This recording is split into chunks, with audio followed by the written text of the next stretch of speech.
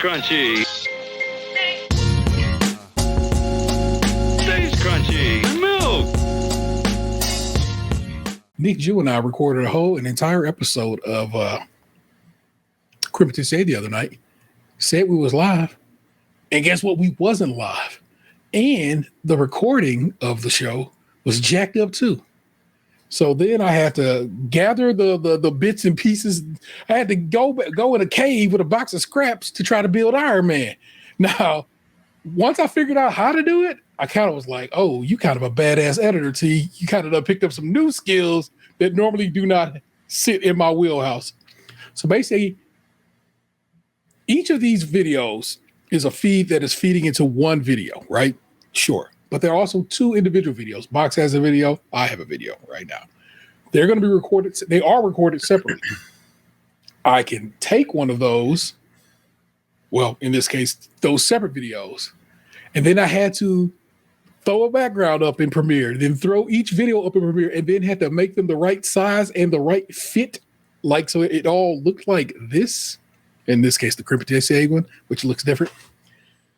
Good God, y'all. It was so much. But once I got it, it was just it was a bit of a hefty edit because everything had to get clipped and clopped and so forth and so on.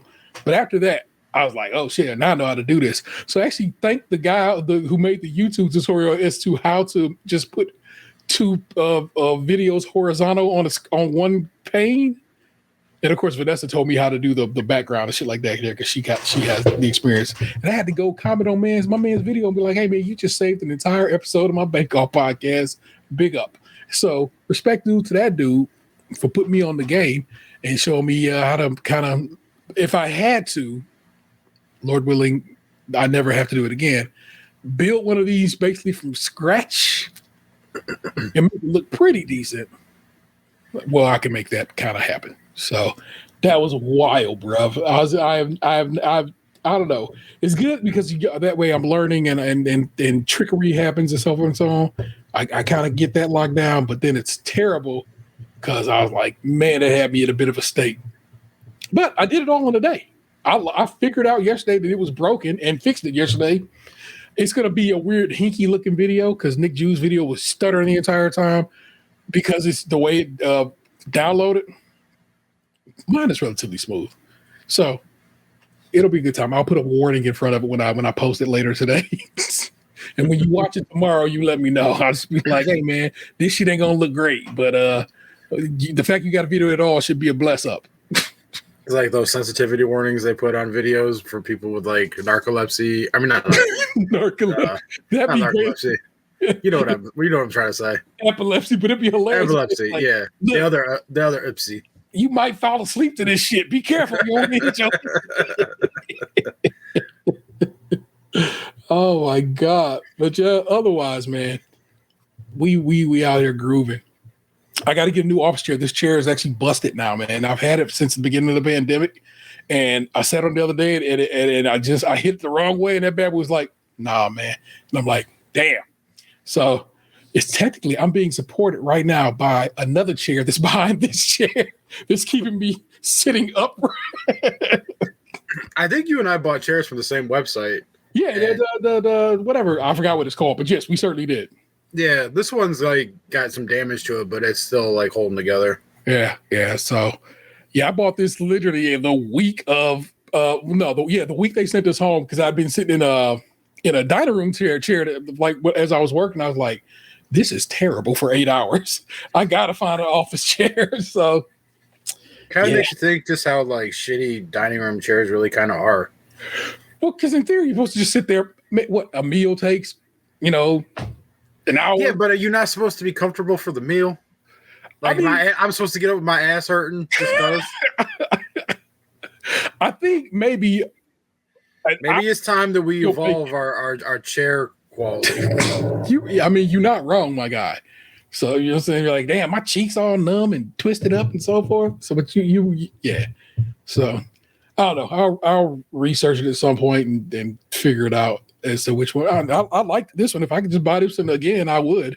Because you got about 5 years. No, well over 5 years, pushing towards 6 out of it, and I think that's pretty decent. So we'll see how that all that all plays out, man. One time for the Cleveland Guardians, who got put out the playoffs today, but came storming back from 15 and a half games down to win the Central Division. And I realize, who cares? You won the Central Division. That's no World Series. But look, we wouldn't even supposed to go that far. And, you heard me and Box talk about the Guards the last few weeks, the last few shows. We didn't have any expectations of this team to manage what it managed. So I'm putting some respect on their name. As we lost some players to gambling, and we kind of, have real cheap-ass owners anyway. So, the fact they were salivating at the fact that they got to charge for 3 more home games. They can't wait to pay $1.4 million for a utility infielder next year with those extra comeuppance. Jesus Christ! Someone who can play all 4 infield positions and can bat 155. We need new. We definitely need new baseball owners, and have for a very long while.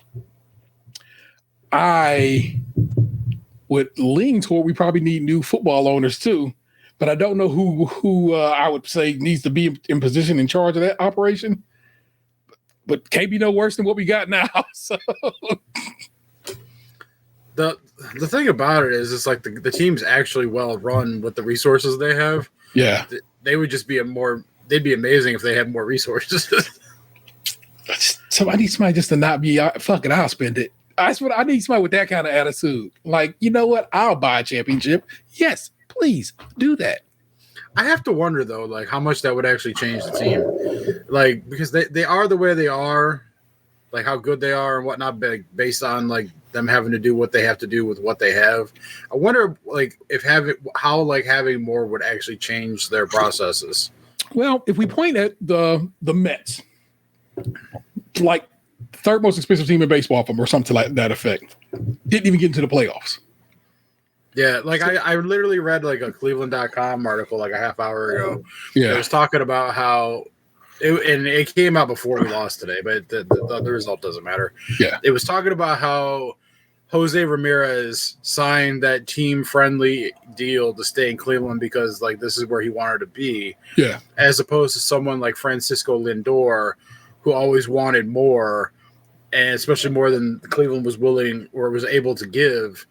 So he left for the money 5 years ago, and in that same time, he's made the playoffs twice, whereas Jose took less money to be somewhere he was happier with a better chance to make the playoffs. So he's made the playoffs 3 times. Yeah. 3 times since he signed his extension in 2022. Yeah. So since he signed his extension, he's made the playoffs every single year. Yeah. Gotta respect it, man. I don't know. You're right. What are we any better if we go spend some money? We got to get some better pitching in place. That just is what it is. But we're also, like I said, short 2 pitchers because they want to go gamble. Or honestly, like the pitching is pretty solid for what they have. They just can't hit for shit. No, we had no offense. Lowest offense in the league this whole year. So no, we wouldn't. But then it's so crazy. They have like a couple players that like can't really hit or field. It's like I was watching that game today, and like the guy they had out there at first base, he couldn't get a hit, and he also couldn't field like a bouncing ball to him at first base. So he gave up like an infield double. Yeah, I'm just like, man, you guys, and then like they're dropping the ball, like the right fielder dropped the ball, the first baseman dropped the ball, didn't make that bouncing play. The second baseman dropped the ball. Yeah, like I know shit happens, but it's like the whole right side of our defense was just constantly making errors. Like I know they called the kid up to play center field, and like it was technically his major league debut, but like yesterday, like he drops like the second batter of the game's hit, like fly out to center, and he drops it. Yeah, just nerves, so forth.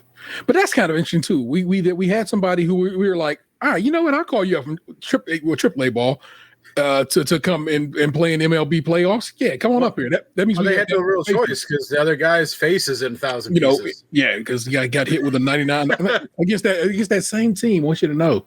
Seemed like a setup to me. I'll tell you though, I would love to be able. Like, this is where, like, if they could spend money, Yeah. I would love to spend money. I would love to steal that picture that blasted him in the face. Who was that? Was that Scooble?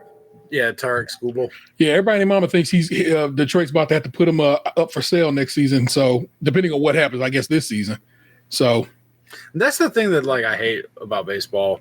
Yeah. It's like you get star players, and then, like, depending on your market, you can't keep them. And then, like, when you're like on that, like, last year or two of like arbitration, yeah, then you got to sell just to recoup some sort of assets, and you give them away to, like, a team that can afford to pay like a $500 million payroll.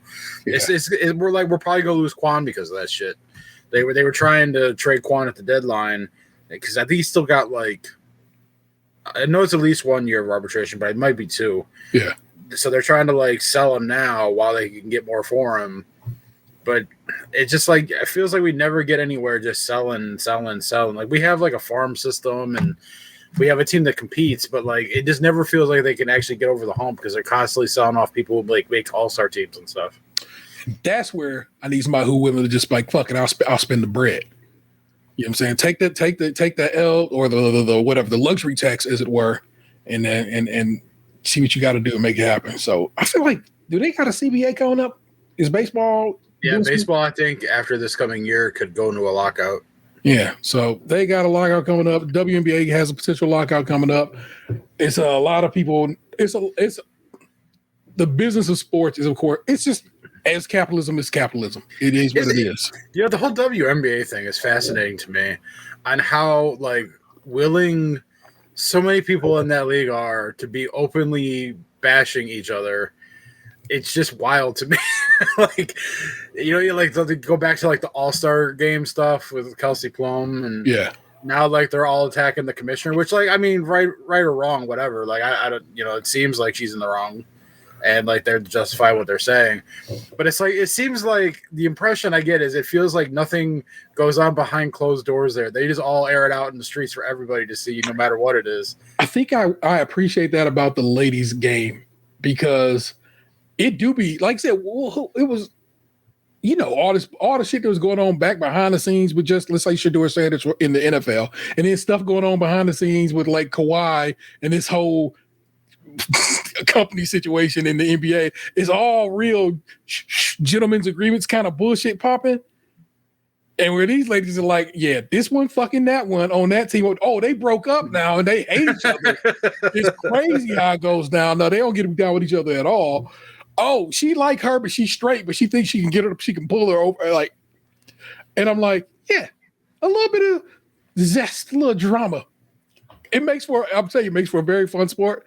But they all seem to know the deal is, you just got one hell of a new TV deal. I mean, and you got a lot of bread. I mean, it's time to share that bread with us, because they coming to watch us. I can't wait to watch women's basketball on the USA Network for the next 11 years. I don't think they got it. I don't think it's all USA, because there's some other networks that they, like, ESPN got some. Yeah, I know they got, like, a package. It was like Wednesday nights or some shit. Yeah. So I don't even. Y'all don't even have cable. None of us have cable. I don't even know unless the USA is coming on Peacock. Man, we're in the era of password trading, baby. I may not have cable, but I have access to it. Oh, fair enough. Every fucking cable channel has an app. So somebody got cable. Therefore, you have access to cable, is what you're telling me. And word of Streamlabs' demise is greatly exaggerated. They say they arrested them dudes in Egypt. I thought it was a done deal, man. Yeah, well, you know, you can't fight a movement.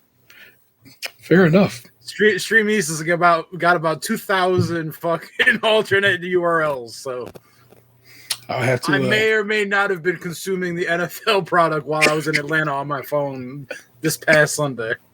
We'll have to discuss that later. As I deleted that bookmark once they got caught up. I was like, oh, well, there it goes. So I'll hook you up with the updated stuff if it exists. Allegedly, it may or may not exist. You know, sprinkle that allegedly on that motherfucker right quick. Just sprinkle. Oh my god. So so Apple TV raised their price in the streaming game. Disney's about to raise their price in the streaming game, which is crazy, which is why they quickly got their boy back on TV, because they was like, oh, we lost 1 million people, 1 million subscriptions who probably ain't coming back. Just when they were about to announce a price increase. And so I'm like, that's extra wild to me. So it's like, you was really about to lose people because they know what it was. They were like, oh, we're probably going to lose so many people because of this price increase. Then they knocked Jimmy Kim off the air, and then they lost those people. So it's like, Disney was quickly like, oh shit, what is we doing? Get that man back on TV right now. It's like, nah, buddy.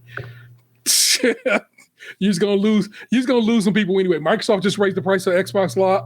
It's ain't called Xbox Live anymore. Game Pass. It's gonna be Game Pass Essential, Premium, and Ultimate. And I have Ultimate. I've had Ultimate for some time now. And the reason I have Ultimate is because the games they put on Ultimate are pretty dope. You know what I'm saying? They do day one shit on there from almost all of Microsoft's games. So then they was like, I'm gonna put another 10 on it. And the internet went crazy about it. Was mad about that today. It was yesterday when they announced it. But then they said, oh, for that $10, you get access to Ubisoft's back catalog, to whoever makes League of Legends, Riot Games, to you can play Riot Games shit, and you get the Fortnite whatever it's called. Fortnite Club that I'll sign up for every once and again, and they said you get that. And I'm like, well, that Fortnite Club alone is $13 a month, and you've raised the price by $10. I'm still coming out ahead for those months that I have Fortnite, whatever it's called, Game Club. I don't know, I forgot what the shit is called. So I'm like, all right, I guess I can make that work, but I was talking to my kid. I was like, hey, man, because all you play is Stardew Valley. I'm like, why don't you just buy Stardew Valley, and I'll just sit you up on the lowest tier, and that way you have access to everything still and so forth. But I don't know. We'll figure it out. So just all these places raising their prices, and that's just what it is, man. It's the whole slowly turning the heat up on the pot, and it's been that way for a very long time. So at some point, somebody got to go, and it'll probably if I thought about it, it would probably be Apple TV be the first to go. Yeah, I'm thinking about dumping HBO. Yeah, and because then I would just come back when Ted Lasso was out and finished. You know what I'm saying? When the new episodes of Ted Lasso was there, and everything that happened between here and there, I would just wait on, and then I'd probably sign up for again. My mama paid for Peacock. I pay for Paramount Plus and Netflix. I have access to HBO. I'm trying to think. I gotta make sure I cancel that damn Crunchyroll. Remember, I only had 2 months of that deal, so I gotta make sure I go through and close that out. So I'm not getting charged for that. So I don't know. You know which ones stay? YouTube. Because I'm never going back to commercials on YouTube ever. Yeah, and I watch too much YouTube to ever do that again. It's pretty much what I watch mostly at this point. You know what I'm saying? I watch more YouTube than I watch TV. So I could not. So that's kind of ones I'm whatever. Hulu Disney Plus situation, I don't know. I talked to Ness about that, and we'll see where that one goes. Because I don't know, man. I don't really use it that much. And I would just buy the movies instead, because that's all it's really for. The Marvel movies. But I don't know. We'll see. We'll see how this all plays out, people. Let me wrap you all. We'll get a show started and go from there. It's gonna be a great time. Worry not. Look, my lyrics are right here. I put the wrong song title in there. Let me go grab the right one right quick, so I can tell you. Well, the song is called Respiration. It's by Black Star, which is most definitely Talib Kweli. And let me start you up. Escúchala. La ciudad respirando. Get it going, go. Escúchala. La ciudad respirando. Dun, dun, dun, dun. Escúchala. La ciudad esperando. Dun, dun, boom, boom. Escúchala. Dun, dun, dun. The new moon rolled high in the crown of the metropolis, shining. Like who on top of this? People was tussling, arguing, and bustling. Gangsters of Gotham hardcore hustling.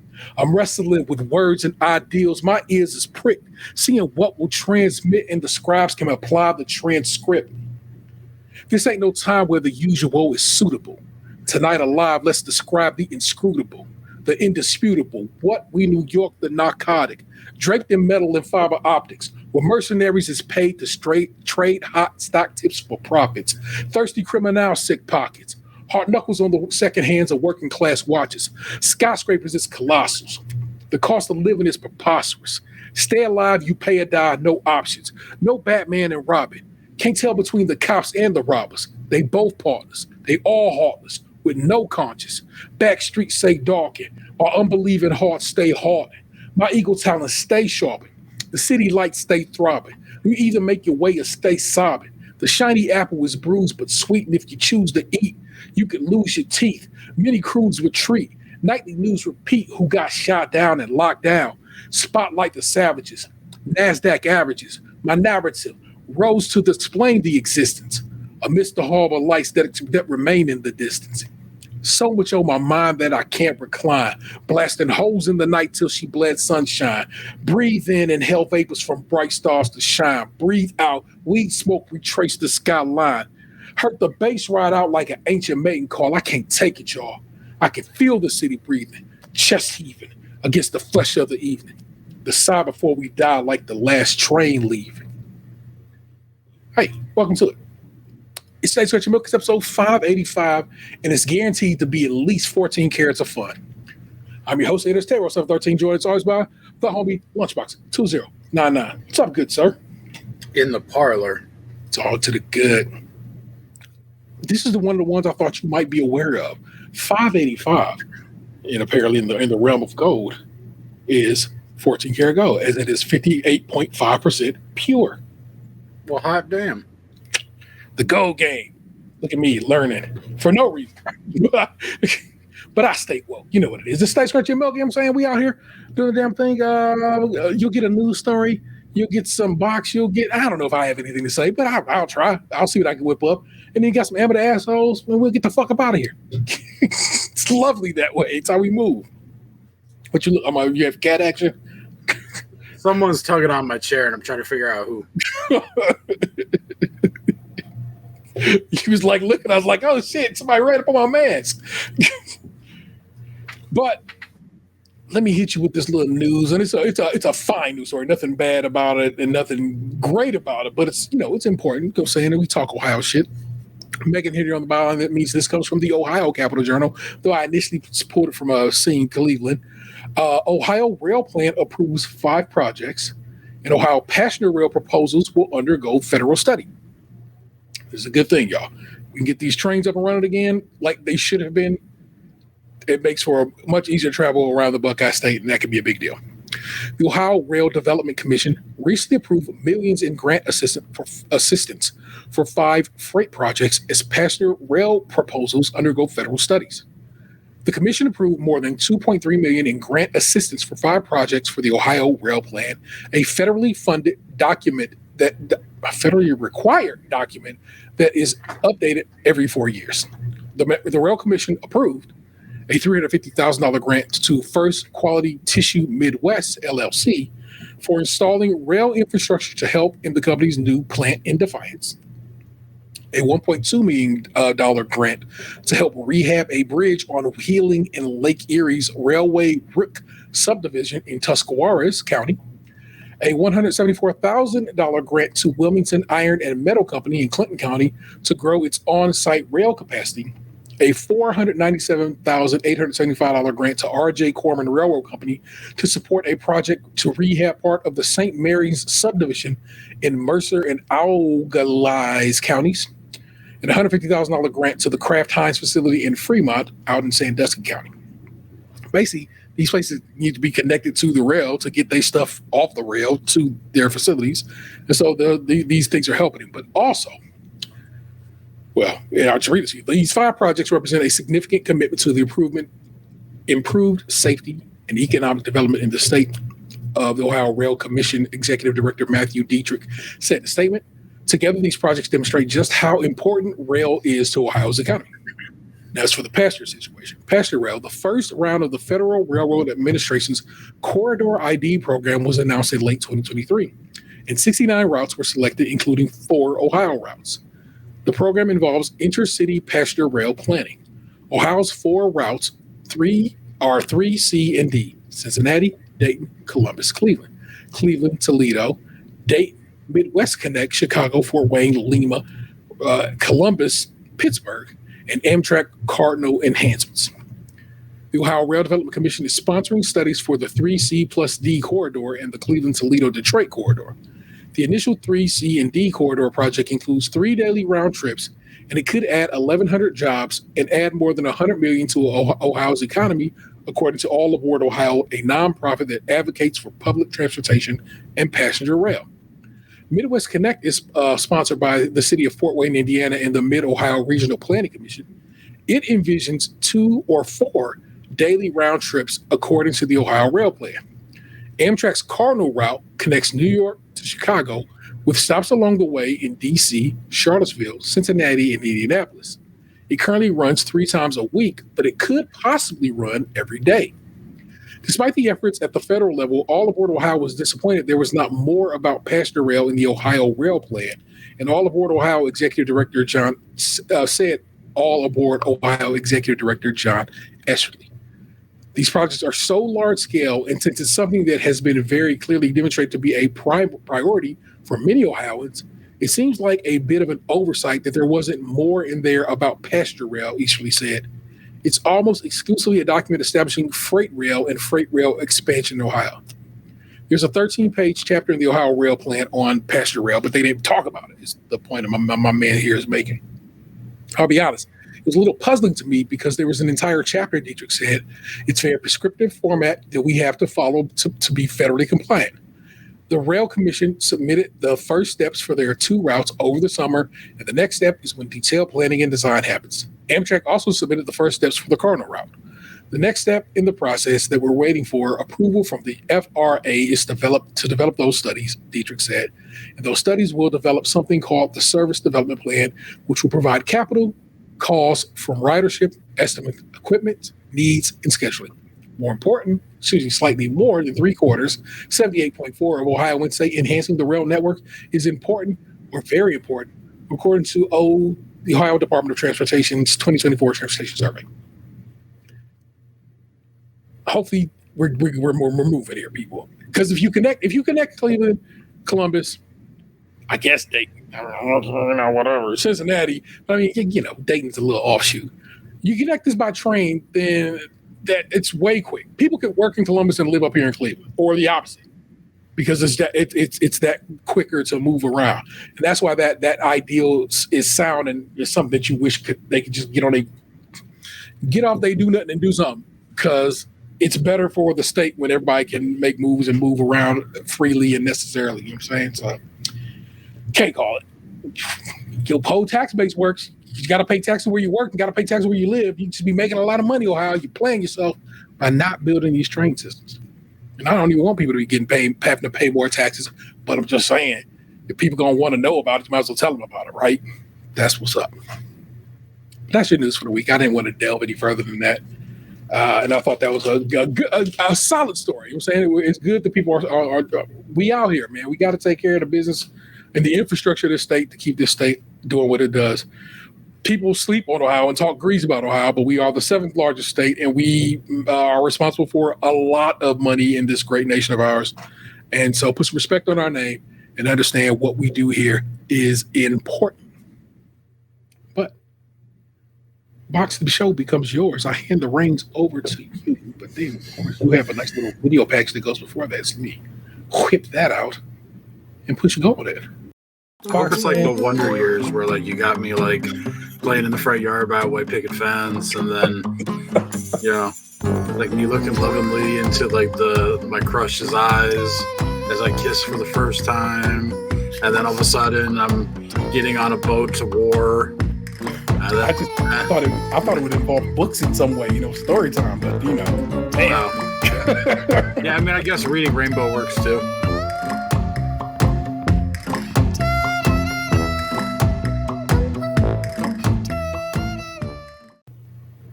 Before you start, something I also discovered when having to build that episode of KP from scratch is that whole time while we're gone, it's still filming us. It's happening. Everything we're doing is in the video, and I was like, "Oh shit!" Here I am, just beatboxing while the intro to KP is playing. Now you can't hear anything because it mutes the mics, but it does film everything you do. And I was just like, it's lightweight embarrassing. No one can see it because it's not there, but it was real. It's a real bad thing to learn about. I was like, "Oh damn!" So, good thing I'm not doing anything that could get me caught up somewhere. Though. Fine, sir. I handed the reins over to you. What's the good word? Well, this is probably going to be long, so I'll try to make it concise. Have. It's your show. In fact, here, I'm going to lean back, crack that spine, and you go, man. Well, my birthday was last week, and I went on a trip to Atlanta, Georgia. To the A! To there. And so I left on Thursday and stopped at Buc-ee's in Louisville about 5 hours. Yeah, stopped at the Bushies. And it was just as magical as I remembered. And I had to stop myself from spending money because, I realized that, there was no reason for me to buy a bunch of snacks and, home items because I'll be hitting Buc-ee's again on the way back, and all it would do would just clutter up the car in the meantime. So I bought a couple things to, have with me for the weekend, some beef jerky and stuff to, take in my bag. But I, left the majority of the shopping to the trip bag. Okay. Now, from where I live to where we were going, the hotel in Georgia was about 10 and a half hours. So that's a lot of fucking driving. Yes. And I don't rotate. So I had to do a lot of driving that day. And we're in that time of the year where it starts getting dark around 7. And so I was in Tennessee heading to the Georgia line when the sun was kind of gone. And then it started raining. So there was accidents, man. Traffic was held up for a long time. And I don't know if people, how many people have driven in Tennessee. But a lot of, the Tennessee highways, the not the main parts, but, the in-betweens, they're just 2-lane highways. And what I've noticed from the South, there is a lot of buildings that get moved on trailers, oversized loads. And I was on a 2-lane highway with a oversized load that was 16 feet wide that was literally driving off into the grass to maintain the 2 lanes. It was kicking up rocks and shit. It was not a good time when you're hearing clank, clank, clank, clank, clank, clank on your own car. Is it constantly smacking you with rocks and shit? Yeah, it gets old real quick. So, turns out there was also another Buc-ee's in Georgia. And so I got to do a double feature on Thursday on the way down, and I got to do double feature on Monday on the way back. So 4 Buc-ee's were attended. Oh, I'm sorry. 2 Buc-ee's were attended 4 times throughout the weekend. But so we get down to the hotel probably around 11 Thursday evening. It's Thursday's night at this point. And we didn't have any reason to rush to the convention center the next day because I'm not one of those people that needs to be there the moment they open the thing up for everybody to go in. I'm there for to enjoy myself and do certain things. I'm not there to soak up every waking moment of the whole fucking thing. And which unfortunately I had to do on Sunday, but I'll get there. So Friday, my schedule was basically like I had like a sealed event that I was playing in at like 4:30, I think it was, and Explain to people what sealed event, just people don't know. so it's basically an event where like you get like a pile of unopened booster packs.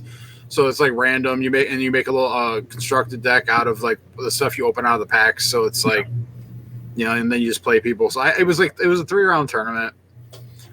And I ended up drawing round 1 because me and the dude went to time. Like he clearly didn't know what he was doing very well, and we were shuffling up for game 3 when time got called, so they didn't even let us start it.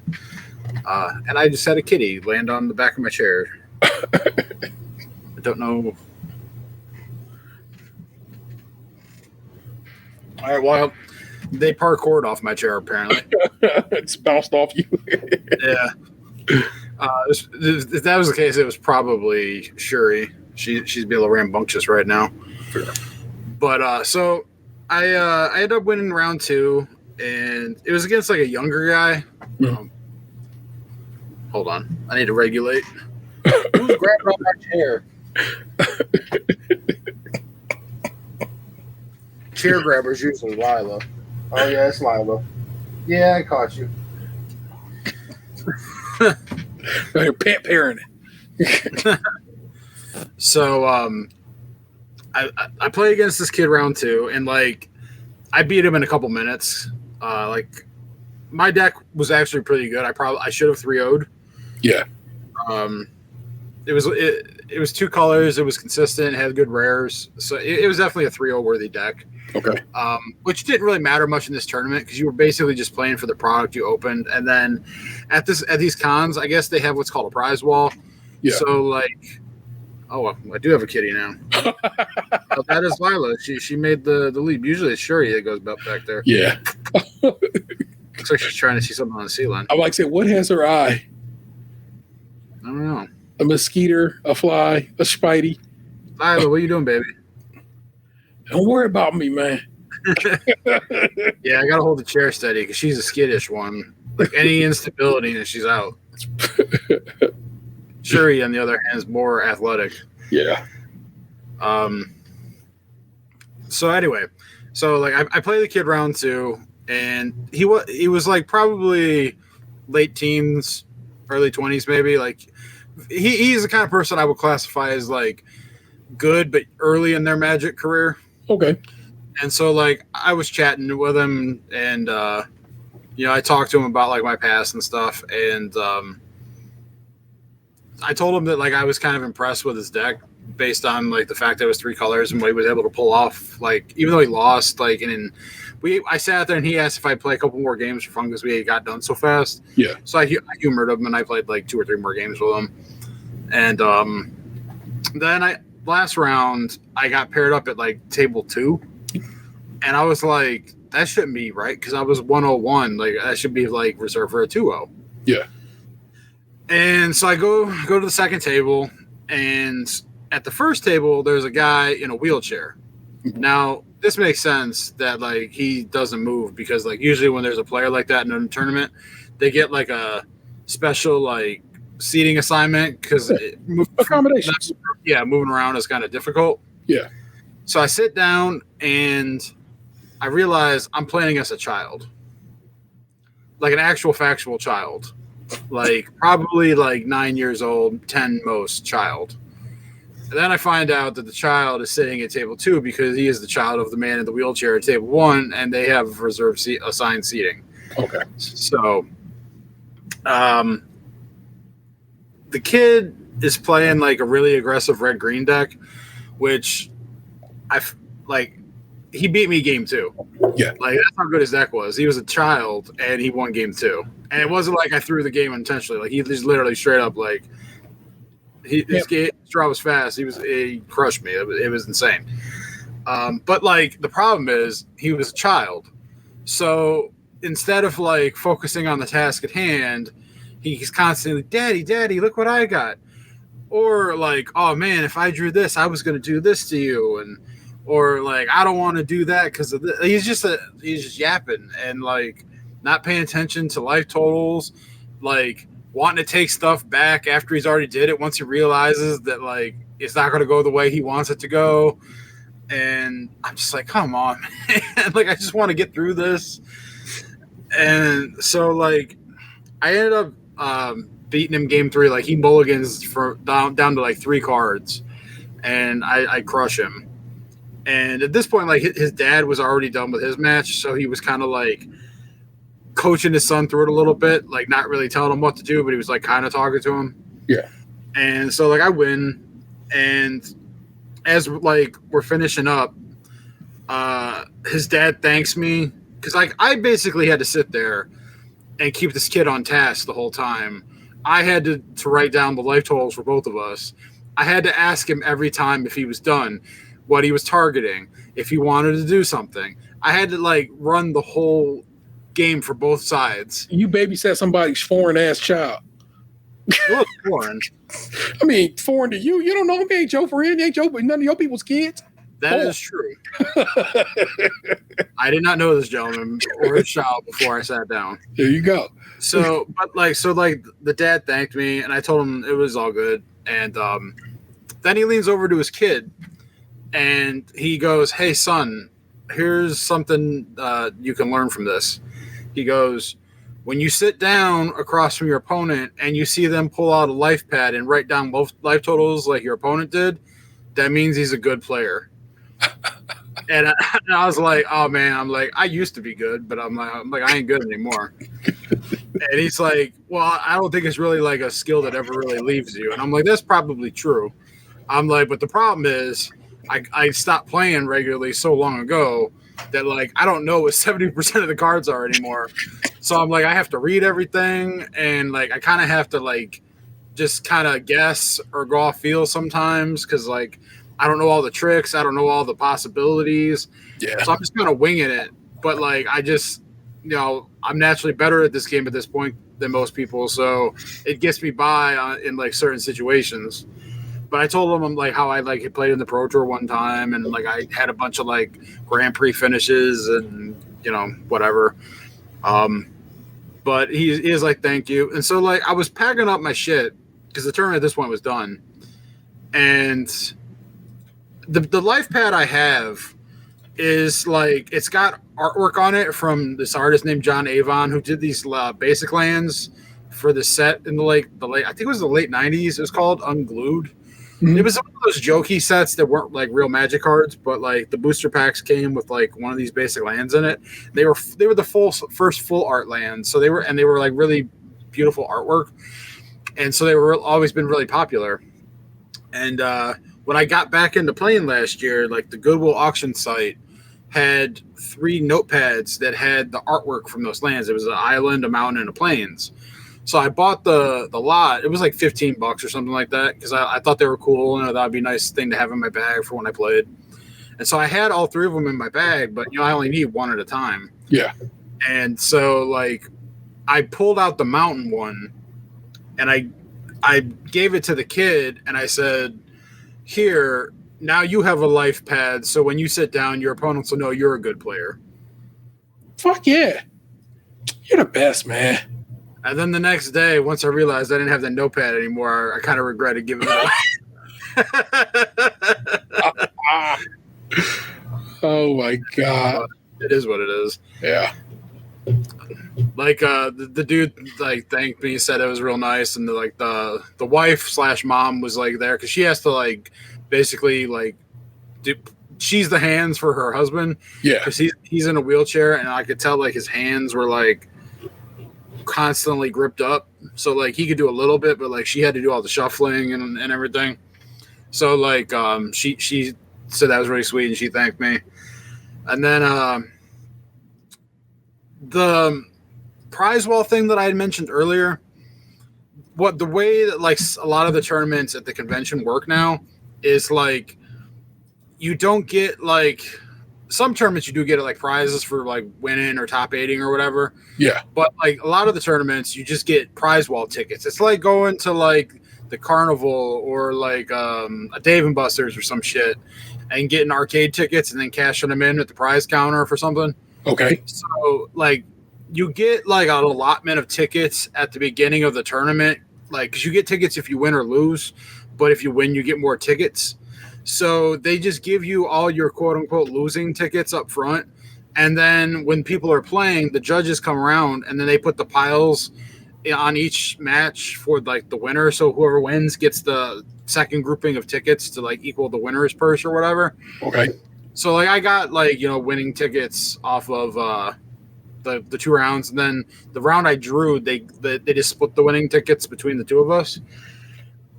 So I left that night with a handful of prize wall tickets, and then we go into Friday. Well, we went and got dinner at some pub, but it was fine. Nothing really to go into about that. Then we go back to the hotel, and then kind of a similar deal to like the next day we get up, we go to Zaxby's because someone I was with wanted to go to try Zaxby's. Hell yeah. And I wasn't really hungry, but like I kind of forced myself to eat a chicken sandwich and a couple of the fries. And it was fine. It was kind of like what I remembered, The inside of it though was like it felt like I was walking through a movie theater. Like it was just sticky in there. People were like, some of the other customers were kind of rude and inconsiderate. So I wasn't really impressed with their manners, but it is what it is, like. You tell me the South, it was not behaving well mannered? How dare they? And so like we ate there, and then we went to the convention hall because like we all were going to play in the modern tournament. I think it was at 3:30, and it was like a 7-round tournament. It was basically for prize wall tickets. Okay. All 3 of us were playing in it. So I sit down. We all lose round 1, and which I kind of expected. Because like I haven't played a game of that format since that tournament I went to back in July. Yeah. Like I didn't even play a practice round. I just showed up with the same deck unchanged. No reps. Sat down, played round 1, almost won round 1, lost in game 3. And the matchup I was playing though was kind of tough because he could like go like in infinite combo. So I played as well as I could. I even talked to him after the match because of a couple of things I did, and just trying to see his perspective. And but I lost. And then round 2, as fate would have it, I played someone who was in the car with me on the ride down, and promptly beat them 2-0. Then I won my next 2 rounds against like actual other people. Okay. And it was funny because the second one threw a temper tantrum, which, mwah. What? Tell me that tale. I know. Realize it's not whatever. It's not. It's your side of the equation, so you can't really tell me much. But I can tell you. Okay. So I sit down against this dude, and immediately he realizes he lost his deck. And when I was walking to sit down to our match, I saw someone a couple seats down in our section call a judge over because they found a deck and they handed it to the judge. Yeah. So I asked him, I'm like, was your deck box purple? And he goes, yeah. And I go, I saw someone over there handed to a judge at the end of the table a minute ago. Okay. So he gets up, he goes down, talks to the judge, gets his deck back. So crisis averted on his side. He got his deck back immediately. So he's playing the deck that I lost to in that tournament 2 months ago. I don't know if it's the same card for card, but it's the same deck. Okay. And obviously I'm playing the same deck I played that day. Like I said, I didn't change anything.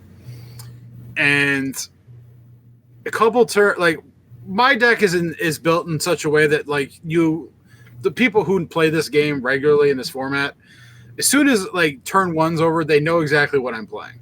Okay. It's like it's very apparent. There's like nothing else in the format that does what I do or what it does, not what I do. Do you play in a manner that I guess that might be old school now considered? Is that what it is? Or no, it's just the way the deck operates. It's the only one that does that particular function. Okay. So as soon as like I cycle a card, like a shitty creature, you know exactly what I'm playing because no one else does that. Okay. It's not like a thing that is used in multiple decks. It's literally just this one deck that uses those specific cards. So as soon as you see that, you immediately know what's up. Okay. So we're playing, and I take over control of the first game, and this is when he starts throwing a temper tantrum because he apparently feels like he doesn't have a good matchup against my deck, and apparently in whatever tournaments he's been playing in, he's played it a bunch recently, and he's tired of losing to it. So he decided to get real grumpy and pissy and cry about it, and I was just like, whatever, man. Like I got quiet, but in my mind I'm already like, all right, well, fuck this guy now, because now I want to win. Before I didn't care. I honestly I was just playing for tickets, like an opportunity at the prize wall tickets. Yeah, I had no expectations of like winning this tournament in any way, but like now I want to win this match. Yeah. So I ended up winning game 1, and we sideboard for game 2, and I already know like what kind of shit he's gonna have. So like I do my best to play around it, or like not like play into it in a way where it's not as beneficial for him as he thinks it's going to be. Yeah. So I end up controlling the game. I ended up taking game 2. And I also didn't feel very comfortable at one point because one of his friends came over at one point and was standing behind me watching the game rather than standing behind him. Like and trying to pass signs or something? Yeah, that has happened in the past before with people. Okay. Where I didn't pick up on him doing that, but I also started hiding my hand more. So like I didn't really appreciate that, if I'm being honest, but it ended up not helping him anyway because he lost. And he kind of had like an introspective come to Jesus moment with himself after he lost, because like he apologized for his behavior, and he just vented a little bit, and then he told me that like it wasn't anything to do with me, that I played very well, that he was just lamenting his luck as of late. And we talked about the matchup a little bit, and I told him, I'm like, the matchup I think is closer than you think. I'm like, I lost to your deck in RCQ 2 months ago. I'm like, if you get Goblin Bombardment down, it's really hard for me to win. So I'm like, I have to either hope you don't get it, or I got to play around it as best I can. And like, we chatted for a minute, and then I was like, all right, I'm over this. Yeah. So like I ended up playing the next round, and I lost 2-0, and at that point I was 3-2. Yeah. And it was there was only 2 rounds left in the tournament. Like I said, I was only playing for prize wall tickets. So the people I was with, they gave me all of their tickets because this was my birthday weekend. They weren't there for prize stuff, so they gave me their tickets because I wanted to get like an oversized card off the prize wall, but they were like, the one I wanted was like 25,000 tickets. And at this point, I had counted up all the tickets like in between rounds, and I was at like 22,900. Okay. So I only needed a little bit more to get the thing I wanted. Now, the caveat here is like you have to, either play in tournaments that give you the tickets or win your matches. And then also you have to hope that the items at the prize wall don't sell out, because a lot of them do sell out. Oh, yeah. Yeah. It's not like an infinite supply of these things. So we make the decision to, and now keep in mind, this is all happening on my birthday. So this is literally my birthday. Like Saturday, I turned 40. This is all happening on Saturday. We made the collective decision to drop from the tournament, even though there's 2 rounds left, because I wasn't going to be able to top 8 anyway at this point.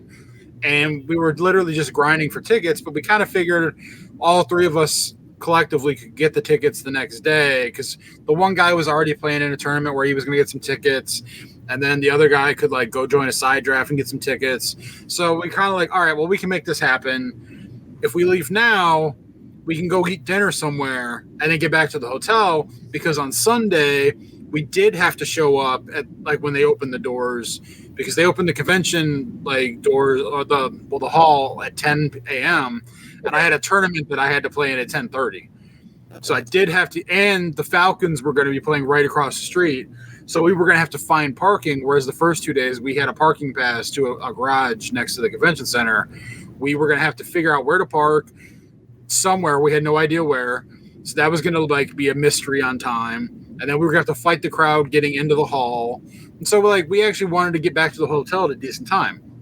So it's like 9:30 or some shit at this point, and we drop from the tournament, and I find that there's a restaurant a 10-minute walk down the street from where we are that had good-looking food on Google, and it had 4.5 stars out of 5 with 3,700 reviews. Yeah. And so I'm like, all right, this will be all right. So admittedly, I have a bit of a temper when it comes to plans being made based on information. And then after the plans are made, someone provides new information that could have changed the plan or the calculations. And I admit that that's one of my personality quirks, is that kind of shit pisses me off. Because as we're walking out of the hall, I go to leave out of the building. They're like, "Where are you going?" And I'm like, I'm going to the restaurant we just agreed on.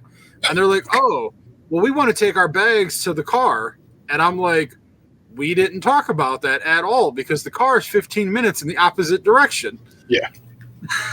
So I kind of I got an attitude. You did a goddamn thing. Yeah, I'm like that would have been good to know, So the one guy ends up taking all the bags and my car keys to go to the car, and then me and the other guy walk to the restaurant. So get down the street to the restaurant, and I'm going to say the name of the restaurant because this is not a good story. I'm about to flame the hell out of this place. It is not going to be good for them. And it is what it is. It was Restaurant 10 Bar and Grill. This is a review of Restaurant 10 Bar and Grill in Atlanta, Georgia, or is it another city? It's Atlanta, Georgia. This was in downtown Atlanta, right across the street from the Atlanta Falcons Stadium, Mercedes-Benz Stadium. All right, let's go. So, we get down the street, and as I'm walking to the, I find the building's really after you come off this bridge, because it's really hilly in downtown Atlanta. It is exceptionally hilly. Man, what a time! The convention center is level 1 is the bottom, and it goes up to 5, and 5 is street level at the top of the hill. But if you enter level 1, you're at the bottom. It's literally built into the side of a fucking hill. Man, I have not been back to Atlanta since I left Atlanta, basically. Well, no, I ain't been back to Atlanta since 95. And so I have no idea what Atlanta is anymore. So that's crazy to me that it's that now, Yeah. So we get towards into the parking lot, and then from the outside it starts to look like a Waffle House. Which is no big deal, but that's the feeling I get as I'm approaching the building. Yeah. And so me and my buddy enter the restaurant, which on Google, when I looked it up, it said that it was busy, which I assumed as much that it would be because it was, like I said, a couple minutes down the street, walking distance from a convention that had thousands of people. Yeah. So we walk inside, and as we're approaching the door, two women go in front of us.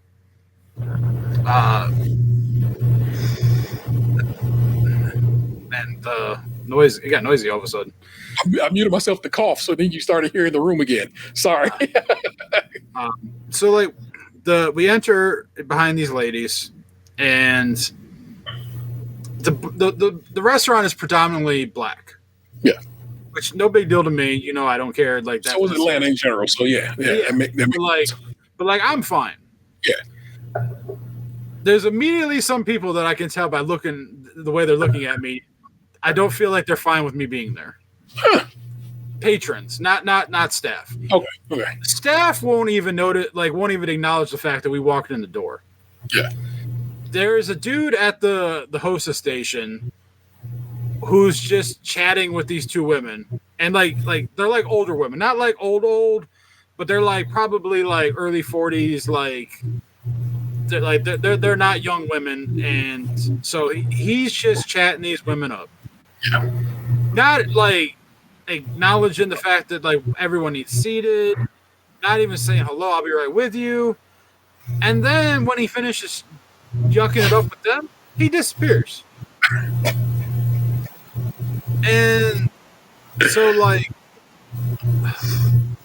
Man, this noise is really bothering me. Like, I don't know what the hell you did when you unmuted, but like, it sounds like there's like electricity flowing through your mic now. How fascinating. Like I said, all I did was muted and then unmuted. But here, I'll mute it again. Mute it. And we'll see if that helps. Yeah.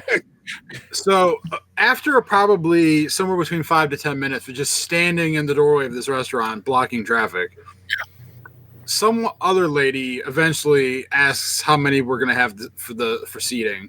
So we tell her 3. And so she goes and like moves a couple of high top tables apart that were pushed together. And we go sit down, and a waitress comes over after a couple minutes and takes like our drink order.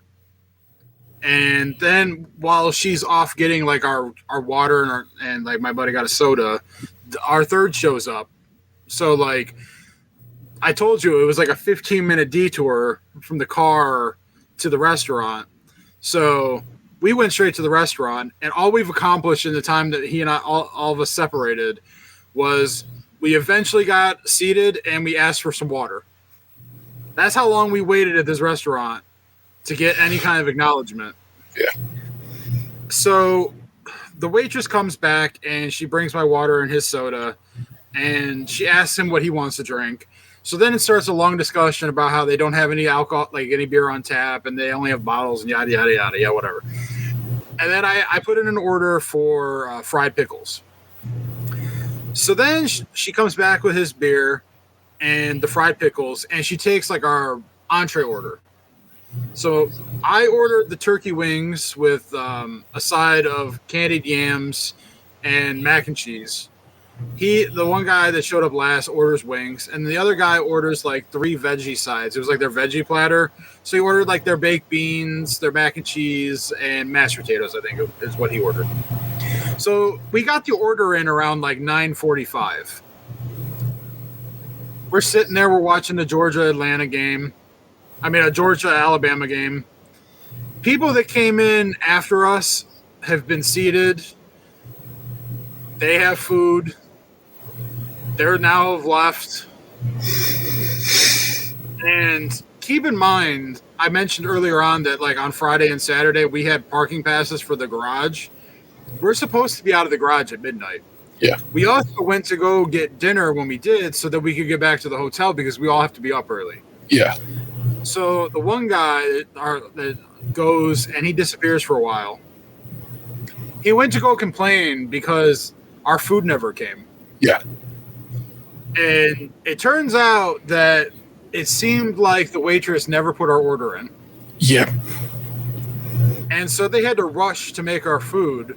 But then it had turned into a to-go order because we didn't have enough time to actually sit there and eat it because we had to get back to the car to get it out of the parking garage before it got locked in the garage overnight. Yeah.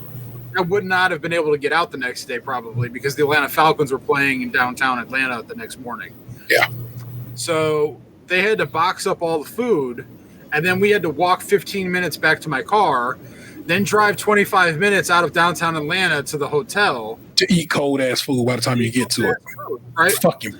And so this was my birthday dinner. So by the time we got back to the car, it was about 11:40 at night. And I'm not expecting much out of this food, honestly, but I haven't eaten. So I'm in my mind, I tell myself I'm going to get back to the hotel and I'm going to give it the old college try. On the way back to the hotel, I realized I don't have anything to drink with the food, and I'm going to need some water to take my blood pressure meds before I go to bed. So we stop at a Circle K gas station that's on the way back to the hotel. Kind of like a meh kind of area, like not really the best, but like I've been in worse. Yeah. But there also is like kind of like a nightclub thing going on next door that looks kind of like a bar restaurant, but it's popping. Yeah. So it's like, and then the Circle K's got good lighting and shit. So I'm like, all right, this will be fine. So we pull up, and I just asked them to grab me like a bottle of water and some vitamin waters or shit, just something to drink while I'm eating this food when we get back to the hotel. So they go into the Circle K, and I'm sitting in right outside the door next to the handicap spot with the car running, and I'm checking my phone because I haven't gotten to look at my phone in a bit, checking messages and shit. And then after a minute of me sitting there, all of a sudden, a giant black SUV with extremely dark window tint pulls, like, kind of slow pulls next to me and goes to the side of the gas station building. Because the way the Circle K is set up is like there's like the pumps in front, the parking spots, and then the building. And then next to the building is like a slow drive to behind the building where there's like a fence line and a parking lot in the back. Okay. This SUV had a handful of people in it because when they rolled by and the lights hit the tints, I could see a driver, a passenger, and a guy in the middle. Okay. They stopped next to the building and just parked there. Never get out of the car. And it had a feeling about it, right? Yeah. Then within a minute of this, a little gray SUV pulls up, goes back there, past them, and kind of pulls into the corner of the lot back there, doesn't get out. Right across the street is a bummy looking warehouse. Industry probably happens there, but it doesn't look like a fancy place. Yeah. But it doesn't look like a shithole either. It just looks like it needs some touch up, some paint job, whatnot, whatever. Yeah. I watched like a Tesla back a trailer hitch, like a little mini U-Haul trailer hitch thing, into like their driveway, which is weird, especially at midnight. And then as that's happening, another car with black tint windows, a black like Escalade thing, pulls into the driveway where the Tesla is and pulls behind a fence. And I never see it again once it like pulls past the Tesla. Yeah. So now I've got the Tesla that just pulled up weirdly at midnight with a trailer hitch. Tinted window Escalade car that went past Tesla. Yeah. Black Denali with tinted windows that's now next to me in this parking lot across the street from other cars that's just sitting there for the last 2-3 minutes, hasn't moved, no one's gotten out, hidden in this driveway next to this gas station. And then I've got gray SUV that pulled past Denali that's sitting in the back of that parking lot, has not moved, has not gotten out. And so I texted 2 people that went into the gas station and I said, hurry up, we need to get the fuck out of here right now. Yeah, because this is it's either bad dudes or bad cops, one or the other. Nobody want to be around either way. This is. It's like, let me get the fuck out of Dodge. I grew up in the hood. Yeah, I know you know. I have hood sense. My hood spider sense was tingling to get the fuck out of there right then and there. Yeah. So I text the 2 of these jokers to get the fuck out of this gas station. We need to get the fuck out of here. And neither of them checked their goddamn phone. So then finally, like a minute later, the one comes out and he's carrying the water and the vitamin waters and all the stuff he bought, which I appreciate because that is what we were there for. Yeah. He opens my car door, like at the passenger door, and then he starts dropping all the shit on the ground on accident. And I'm just like, hey, did you check your phone? And he goes, no, why? And I said, all these cars pulled up around here. Shady shit's about going down. I don't feel right. We need to get the fuck out of here. We're about to get shot. And so he goes, oh, shit. And then he asks where the other guy is. And I look, and I can see the other guy wandering around the gas station looking for something that he can't find, like a lost puppy. And I'm just like, oh, fuck, we're about to get shot because this dude can't find a Diet Mountain Dew or something.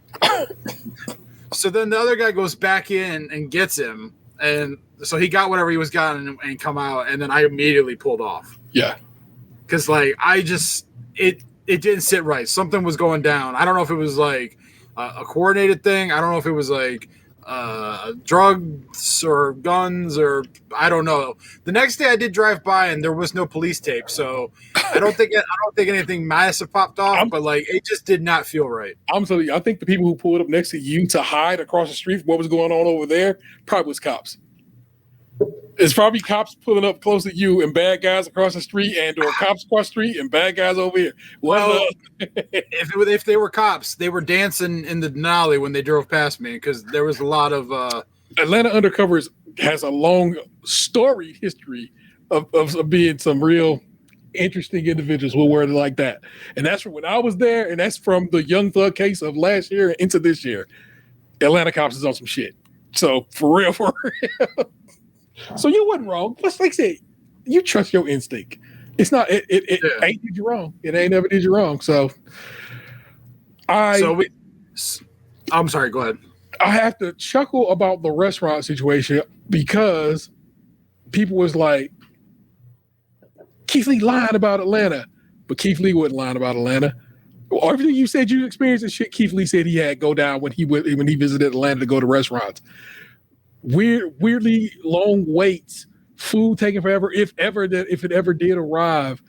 Some people don't let you even take to-go food. So the fact they did, that's already a bigger step than he had, because places he was going to was like, we can't get you have to-go food, and so forth and so on. So you are not the first or the last to experience such bullshit in Atlanta restaurants, and up into the greats of Keith Lee and Chom Tom. You know what I'm saying? People like that who do this for a living have the same damn experience. That's such bullshit to me, man. It's like it's fucked up that you can't go out and just have a good time on your birthday. That's basically where I'm at with that. That's crazy. Yeah.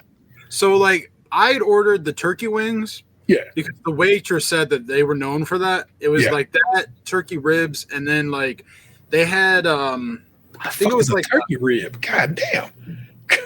That's the thing. I didn't know. And so I was like, well, the turkey wing sounds interesting. They said, I don't know for it. I'll try that. And so, like, when I ordered it, she goes, do you want it sauced or do you want it with gravy? And because you could get it fried or you can get it, like, sauced. So I went with fried. She goes, all right, well, then that typically comes with gravy. And I'm like, is that what you recommend? And she's like, yeah, well, that's what it comes with. I'm like, all right, well, that's not what you recommend. That's just what it comes with. So I'm like, I'll go with that, right? So when they packed up the food into the bags, whoever packed up the gravy didn't snap the fucking lid on the gravy container. So by the time we got back to the hotel, there was no gravy in the gravy container. The gravy was all over all the containers in the bag that had my food in it. So, like, and at this point, it's been like over an hour since we've gotten this food. So it is cold. So we're back at the hotel, and I'm hungry. So like, because all I'd eaten all day was some beef jerky and the Zaxby sandwich that I had at like noon. So I am hungry because it's fucking midnight at this point. And I decided to sit down and eat the mac and cheese. And I know this is probably sound bad when I say it, T. And people are probably going to be like, you don't got to say it like that, but I'm going to say it like this. Black people mac and cheese is usually the best mac and cheese. But this black people mac and cheese that I had was some of the worst macaroni and cheese I've ever had in my goddamn life. What did they do wrong? It had no soul. There was no seasoning in the shit.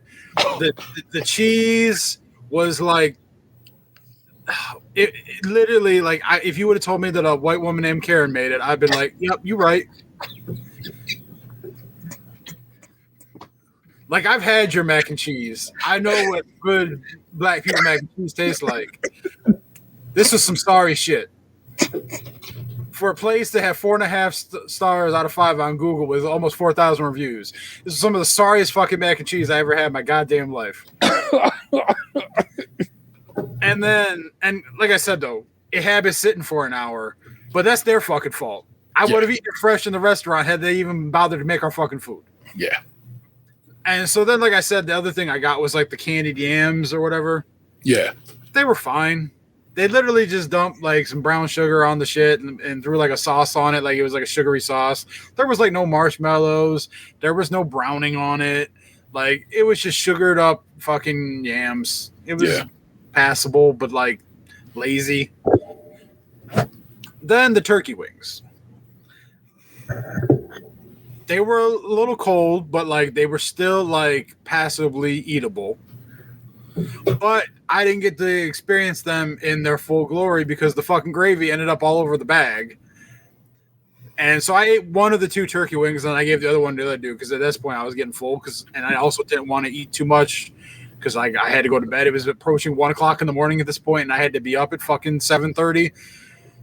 The whole thing was supposed to be like, oh, we eat, go back so we can get a good night's sleep because we all got to be up there early. Well, that went out the fucking window. What's this place called again? Restaurant 10 Bar and Grill. Restaurant 10. I like to see what their turkey wing is supposed to look like. Bar and Grill.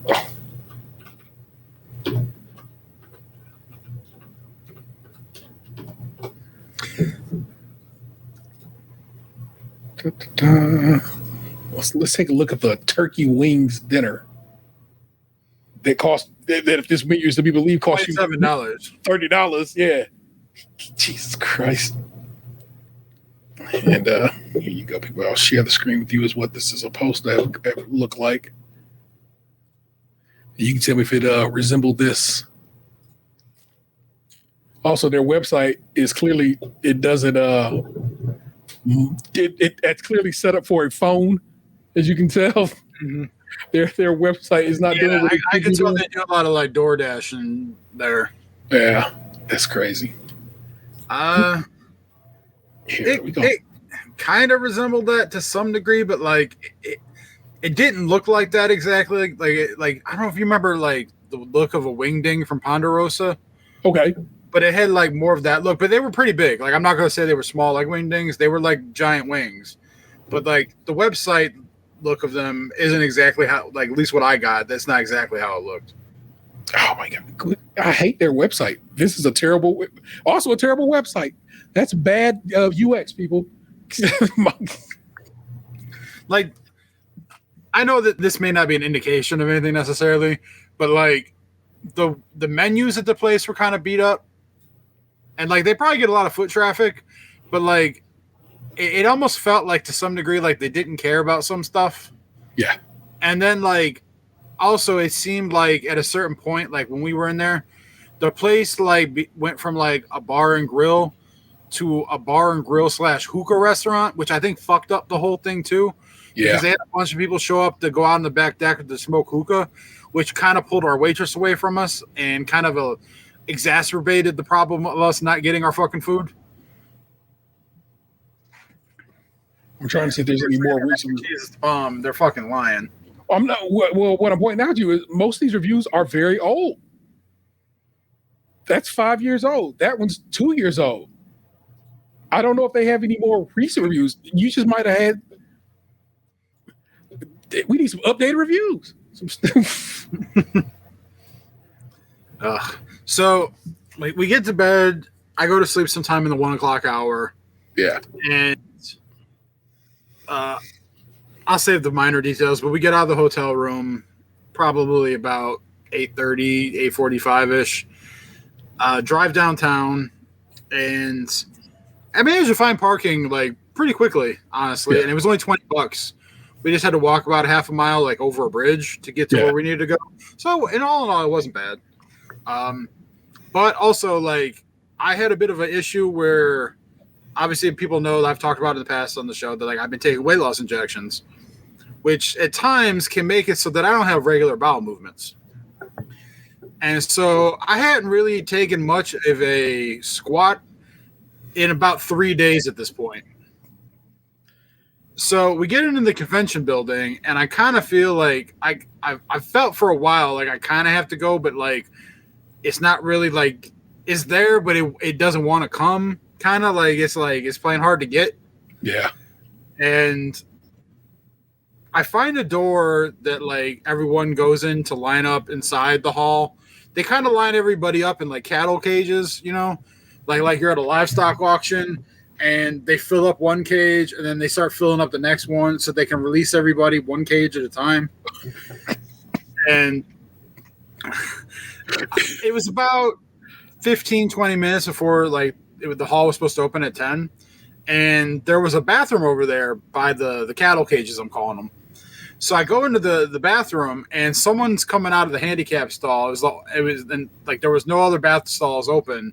There's like 8 stalls in there. They were all occupied. But then as I'm walking in, before I have to do an awkward stand there and wait for one of these to open up kind of situation, someone comes out. I don't care that it's handicapped. I'm going in. I've got time to kill and poop to drop. So I go in there and I managed to actually take a healthy release, use about 3/4 of their toilet paper roll, clean myself up, get all the sweat off, kind of reset. Then I go and get one of the cattle cages, and I'm standing in it for probably about somewhere between 5 to 10 minutes before I finally get released out into the hall. And I had a half hour to kill before the tournament was supposed to start. So I go and I look at some of the dealer booths and I buy like something. And the one guy I'm with, like he finds me and we're talking for a little bit because he was playing in something at like 11. So he didn't have like a lot of exploration time himself. And so the event I was playing in at 10:30 on Sunday was another sealed event, but it was a different sealed event where you open up 18 booster packs. It's like 3 packs from 6 different sets. Okay. And this giant pool to go through and build a deck out of. And the way like the tournament was like listed when I got signed up for it. Now keep in mind, all 3 tournaments I played in all weekend, I didn't pay for. The one guy with me, he paid for all of them. This guy went above and beyond for my birthday. He bought my pass, and like I'm gonna say this in a way where it's like people are gonna be like, "Is this dude trying to fuck you?" But no, this dude is married, and I mean, well, he could be trying. Who am I to put limitations on people's desires? I don't know, but as far as you know, he ain't trying to get up in them. He booked the hotel for all 4 days. He bought my badge to the convention center. He paid for all 3 of my tournament entries for the weekend. He bought me dinner every day. And he gave me a damn near mint copy, legitimate copy of my favorite Magic card, which, depending on where you get it from, is about $300. He's the better friend than me. I'm sorry. I suck. Respect due. Oh, and he paid for the gas every time I filled up. Fair. Yeah. So this dude went above and beyond to the point where like I was having imposter syndrome because I'm like, I don't deserve this. Why are you doing this? But anyway, so he paid in this tournament was $125. Wow. Because it was 18 booster packs, like retail at this point. Like they've marked packs up now as the years have gone on. Yeah. So like, but I'm like, oh, cool. Well, the event, it's 18 packs. It sounds interesting. It says if you win 3 rounds, you get 15 booster packs as a prize, or if you win 4 rounds, you get a box, or because there's only a 5-round tournament. Yeah. If you win all 5 rounds, you get 3 booster boxes. I'm like, I'm sure I could probably at least go 3-2, whatever. And so he signed me up for it, and I opened all the packs, and you only get 50 minutes for deck opening and deck construction. That's 18 fucking booster packs. That's a lot of fucking cards to go through in 50 minutes to sort through, read, build a deck with. Yeah. When you don't know what most of the cards do, because I haven't played with most of these cards. So I had to try and read this shit and sort it. They called 10 minutes left in deck building, and I hadn't even gone through 2 of the colors yet. Jesus Christ.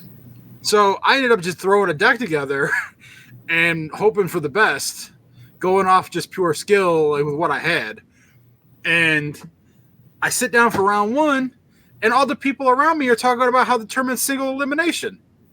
And I'm like, wait a minute.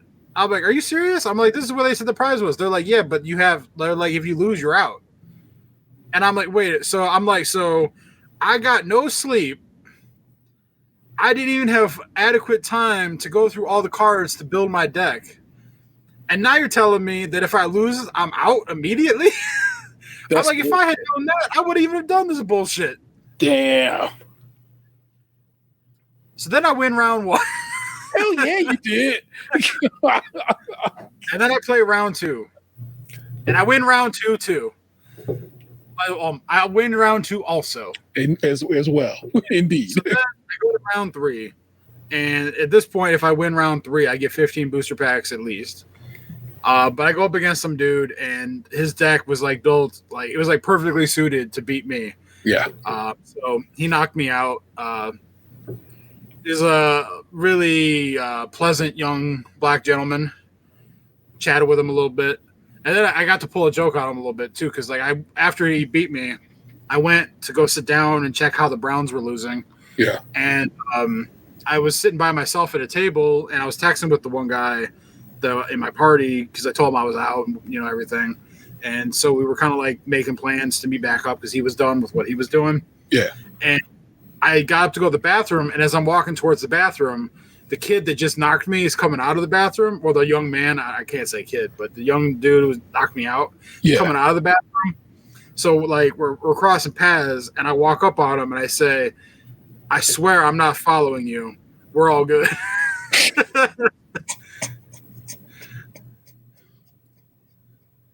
And he kind of laughed. He's like, "Oh, it's all good." And then I went to the bathroom, I peed and everything,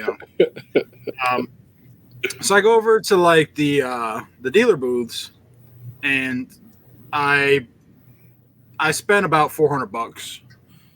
I had taken out $500 cash to take with me as like my spending money. Mm-hmm. I didn't have as much money as I wanted. It's just there's been a lot of expenses. Things in the world are more expensive. People owe me money. Green Bay. That did hurt. I would have had over $1,000 to take with me if that had not happened. Yeah. People owe me money. Multiple people owe me money. So like my coffers weren't as deep as I would have liked to go on a shopping spree. So that's but I did take out $500. I managed to like kind of make that work. And I bought like a couple of like $15, $20 things. And then I bought one $350 thing.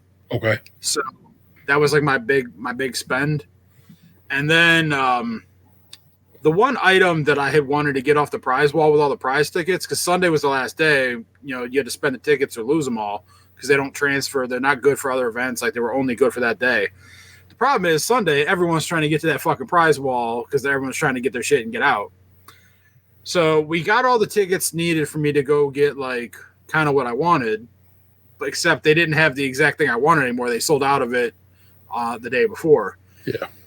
So I went and stood in the prize wall line for over an hour by myself to like spend the tickets. And I ended up getting an oversized card. I can send you a picture of it. I know that doesn't really help the podcast viewing. If you send it to me now, before you finish this conversation, I can probably show them. Send it to email it to me if you can. Just email it to my Gmail. And I can just open it up in the Gmails. You're assuming I know your Gmail. Oh well, okay. Well, that did. Oh wait, hold on. I think I might know it. Yeah, I do know it. All right. I was about to send it to you. I know it's always like one or the other. Yeah. All right. Sent. Almost just said that shit out loud. I had to stop myself. That was crazy of me. Yeah. That's why I'm glad I remembered it. So I got through the prize wall line, and I ended up grabbing this item that you're going to show everybody. Plus in my hand in the picture are 3 booster packs because I had like leftover tickets, and I had perfectly enough tickets to get these three specific booster packs, although you can only see one of them because they're stacked in my hand when I took the picture, because I was holding this shit in one hand and shooting with the other and while I was walking. Yeah. So, but the cool thing about this was the artist who drew this artwork for the card was there signing. Oh, now it's not in this picture because I didn't take a picture of it after this happened, but we actually went to his booth and I got him to autograph it, which was actually kind of cool. Like, I didn't know this artist, never seen him before, never heard of him, and I just felt like he brought the piece together, because this was kind of like my main memento from the trip, because this is something that like I'm not planning on selling ever or getting rid of or anything like that. This will be like the thing that like I remember from this trip. Yeah. So like the booster packs in my hand right there, like behind my thumb, that kind of tells you the normal size of a Magic card. Yeah. Then this thing is just a giant version of a magic card. Like this is an actual magic card in that set that it's called Edge of Eternities, and that card is called Mutavault. Okay. And so then, like to the right of the flame from the rocket ship in the black box there, the artist put his signature, and I paid him $10 for his like shadow signature version, where he does like 2 colors, like the normal signature, and then he puts like a shadow behind it with another color. So I asked him to do his signature in silver.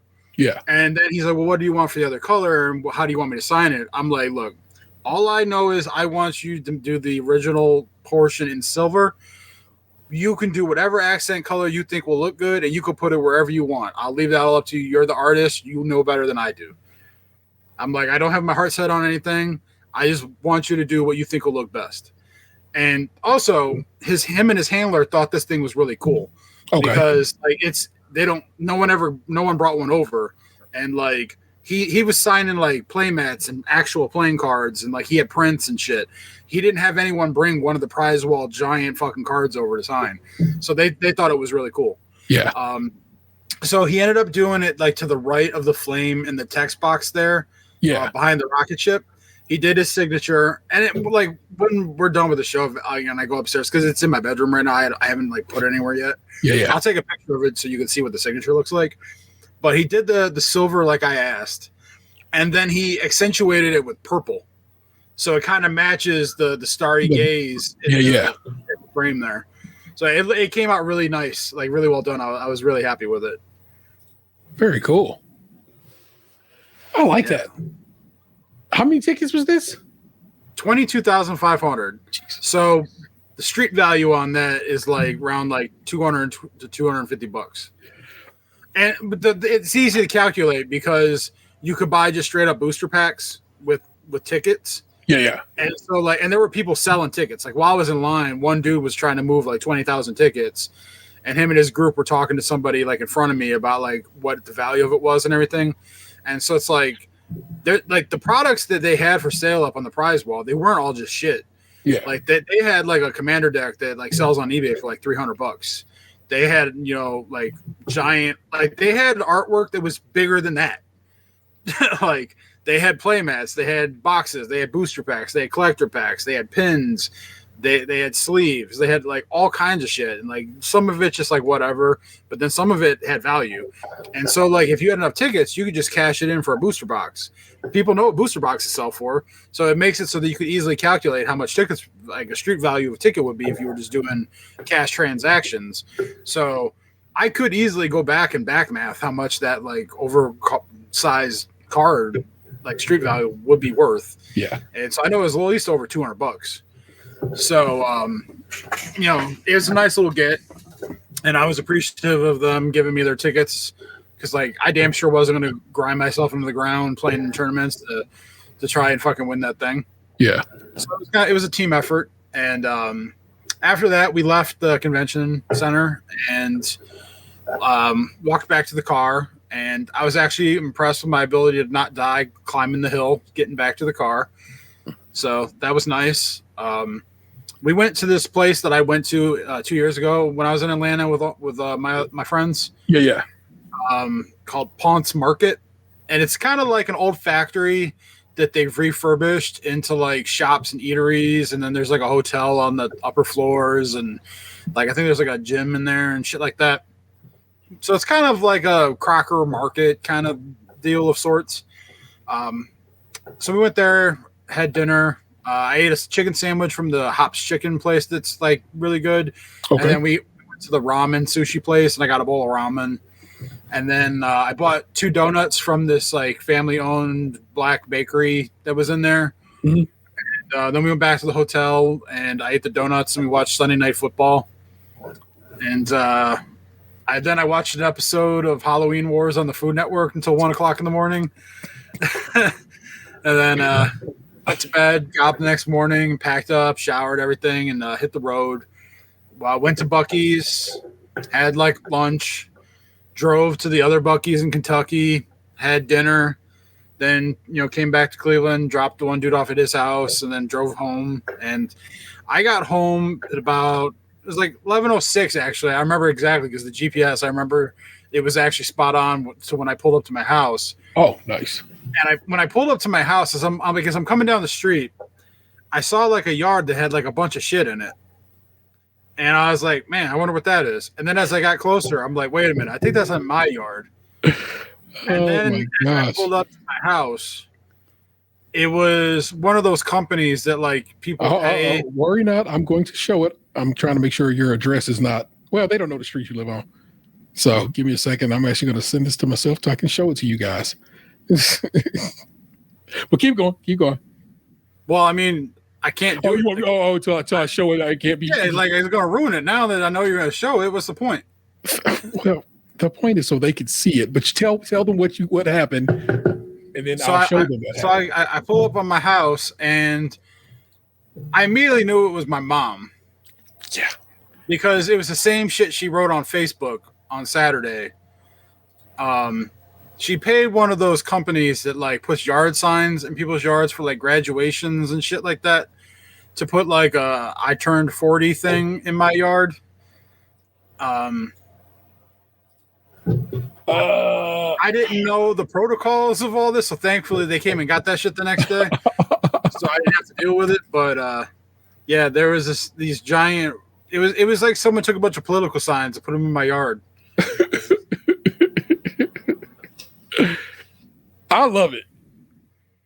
I should have kept the cat. Yeah, that is kind of cool. Oh my God, Lordy, Danny is 40, and no one calls Dan Danny, but very specific people in his life, so he knows who's who off the rip is who placed this, who put the money on this bad boy. It's kind of odd to me now too, that like thinking about the fact that whoever watches this can immediately see my house. It's hey, look at everybody. That's my luxurious home, you know, with its newer roof and the vinyl siding that needs power washed up there. It's a little dirty. You can see me in the window back there because I'm inside the house as the picture's being taken. So I'm technically in the shot. You can see the line for the internet that's going into under my bedroom window over there because yes, I sleep in that front right room. I thought your room was across the hall. No, that's my bedroom window right there. Huh. Trust me, I know my own window. I do. I agree with that, but I forever had thought you was on the other across the hall. Like I just said, that's crazy. I've been to your house. I've been to your room. I thought. Okay. That's news to me. I've been to your room because you've let me in your room. You were probably like the first time you showed us the house. So that's crazy. Well, yeah. So then, like the next day, like I slept in, and my mom texted me at like 10 a.m. She's like, get up and or she's like, are you awake? And I texted her back around like 11. I'm like, yeah. She's like, go look outside your window. And I'm like, I already know. I saw it last night. And she goes, oh, well, what time did you get home? I'm like, after 11 p.m. She goes, oh, they must have come earlier than that then. I'm like, yes, they must have. And then she's like, well, take a picture in front of it. And I'm like, man, I ain't showered and shit, and I'm tired. So I sent her the picture that everyone just saw. And then I went outside and like begrudgingly took a picture in front of the thing. Yeah. And then, like, later on, she's like, oh, did your neighbors say anything? And I'm like, I text her back, and I'm like, yeah, they asked me to stop dragging their property values down. And she's like, no, they didn't. And I'm like, swear. I'm like, they all came over. I'd never seen them so organized before. And she's like, no, they didn't. And I'm like, yeah, you're right, because I don't talk to any of my neighbors. None of them would come over and have a conversation with me about yard signs. Like, it was like she was clearly like proud of herself or happy with herself or whatever for what she did. But like, it's like my neighbors don't give a shit that you put yard signs in my yard. Like they're gonna come over and chat with me about it. Like, come on now. My one neighbor fucking dropped her tree on my garage and didn't even, like, we had to track her down. She didn't even come over and talk to me. Yeah. Yeah. I'm gonna you can't see that address, but just in case, I'm gonna blur it in the edited version of this show. You really couldn't tell.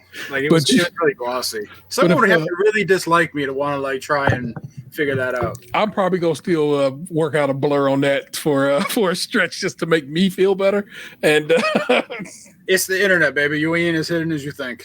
Hey, that's true. We already know what it is. I know that for a fact that people could find out my address in like 3 clicks. Yeah. The game is to be chose. Plus, it's like just county records and all that other shit. But still, leave my man alone. So I spent basically Tuesday doing nothing. Slept in. I was tired, man. That's a lot of fucking driving. Yes. I was already hurting before I went on the trip because the bowling recently started back up. So I was like I hurt my hip bone a little sore, and then it's like driving 10 and a half hours down. Then walking through the convention center, back and forth, sleeping on a hotel bed, not getting a ton of sleep. Because I'll tell you, the 2 people I was on this trip with, some of the worst fucking snorers I've ever had the displeasure of sharing a hotel room with in my entire fucking life. So they probably need us a CPAP or something. They got some something going on. They need an exorcism. Like the one guy, I told him the next day, I was like, I was genuinely worried about your health. I thought you died because it literally sounded like when you lay down to go to sleep that a ghost had sat on your chest and was wringing your fucking neck, like choking you the shit out of you. I'm like, it is not good. And the other guy I already know because I hear that shit every day. Yeah. But like the 2 of them in tandem, if I didn't fall asleep first, it was a fucking wrap. Because it's that bad. So not only was I already in physical pain before the trip even started, then I had to drive the car. Then I had to sleep with snorers. And so and hotel beds aren't exactly that comfortable. But when I came home, I could instantly tell the difference between my bed setup and that hotel bed. Yeah. So, it was a couple of days of not tremendous sleeping. And then I had to drive the car back. So by the time I got home Monday night, I was beat. It's taken a couple of days now to kind of feel normal again. Kind of bounce back. Yeah. Yeah. I wish that I hadn't I had just taken today and tomorrow off from work, but unfortunately I had to work. However, this is probably the nicest I've ever been treated coming back from a vacation at this company in my entire tenure here. They shut my pipeline off before, the day I left, or the last day I was here, and it's not scheduled to be turned back on until the 10th. So I'm not getting new loan assignments. Okay. People actually helped with my work while I was gone, which is unusual. So when I came in today, I had over 200 emails to go through. Yeah. But I didn't walk into people instantly yelling at me, which I was like, holy shit, this never happens. I mean, new boss. I also did notice though that apparently I'm not one of the people that gets emails of happy birthday.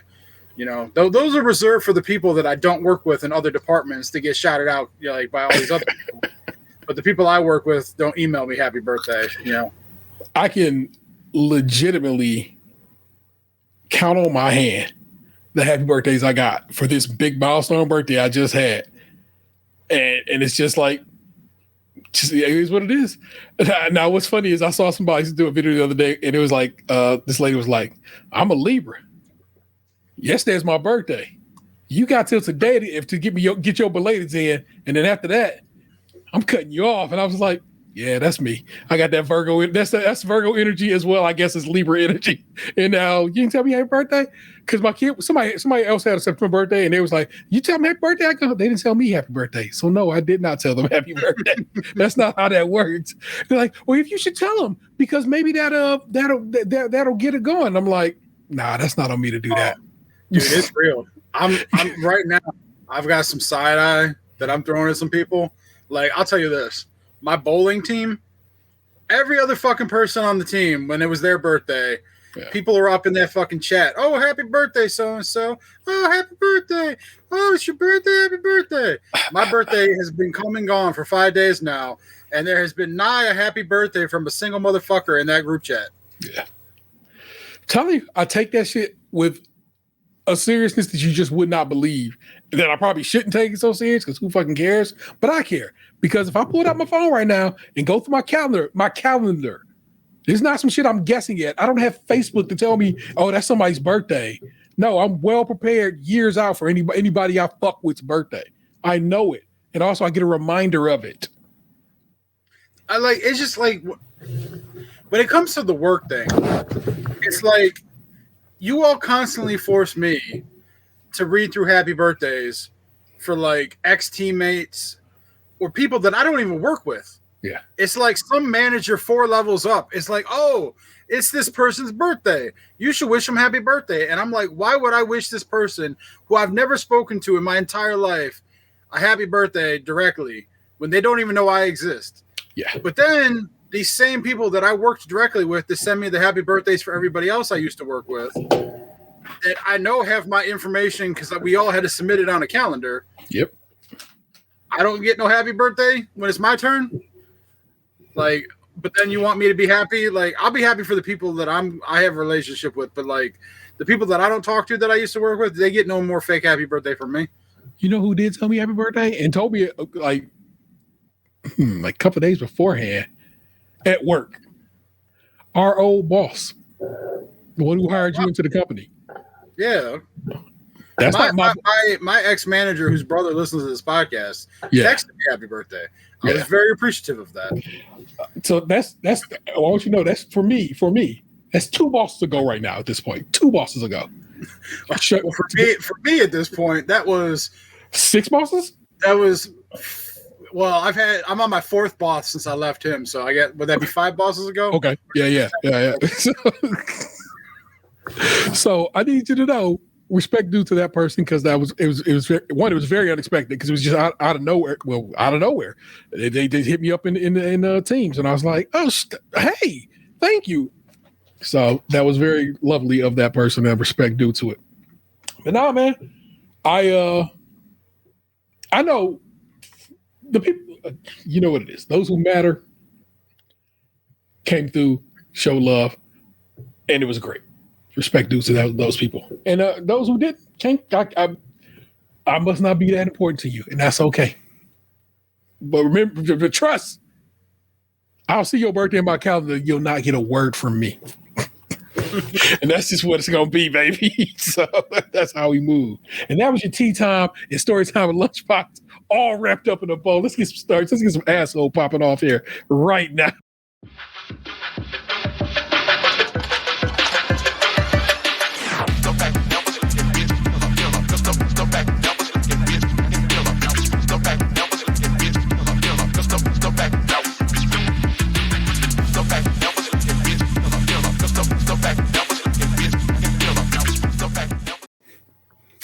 I dance to it every time, y'all. I love it. Every week we head to Reddit, dig deep into the subreddit that is Emma the Asshole, read a couple off, and decide are these people assholes and or not. I got a little selection here for you this week, Box. We'll pull 2 out of the 3. They are as follows. Am I the asshole for calling out my friend in front of others for saying, you can't be fat and picky?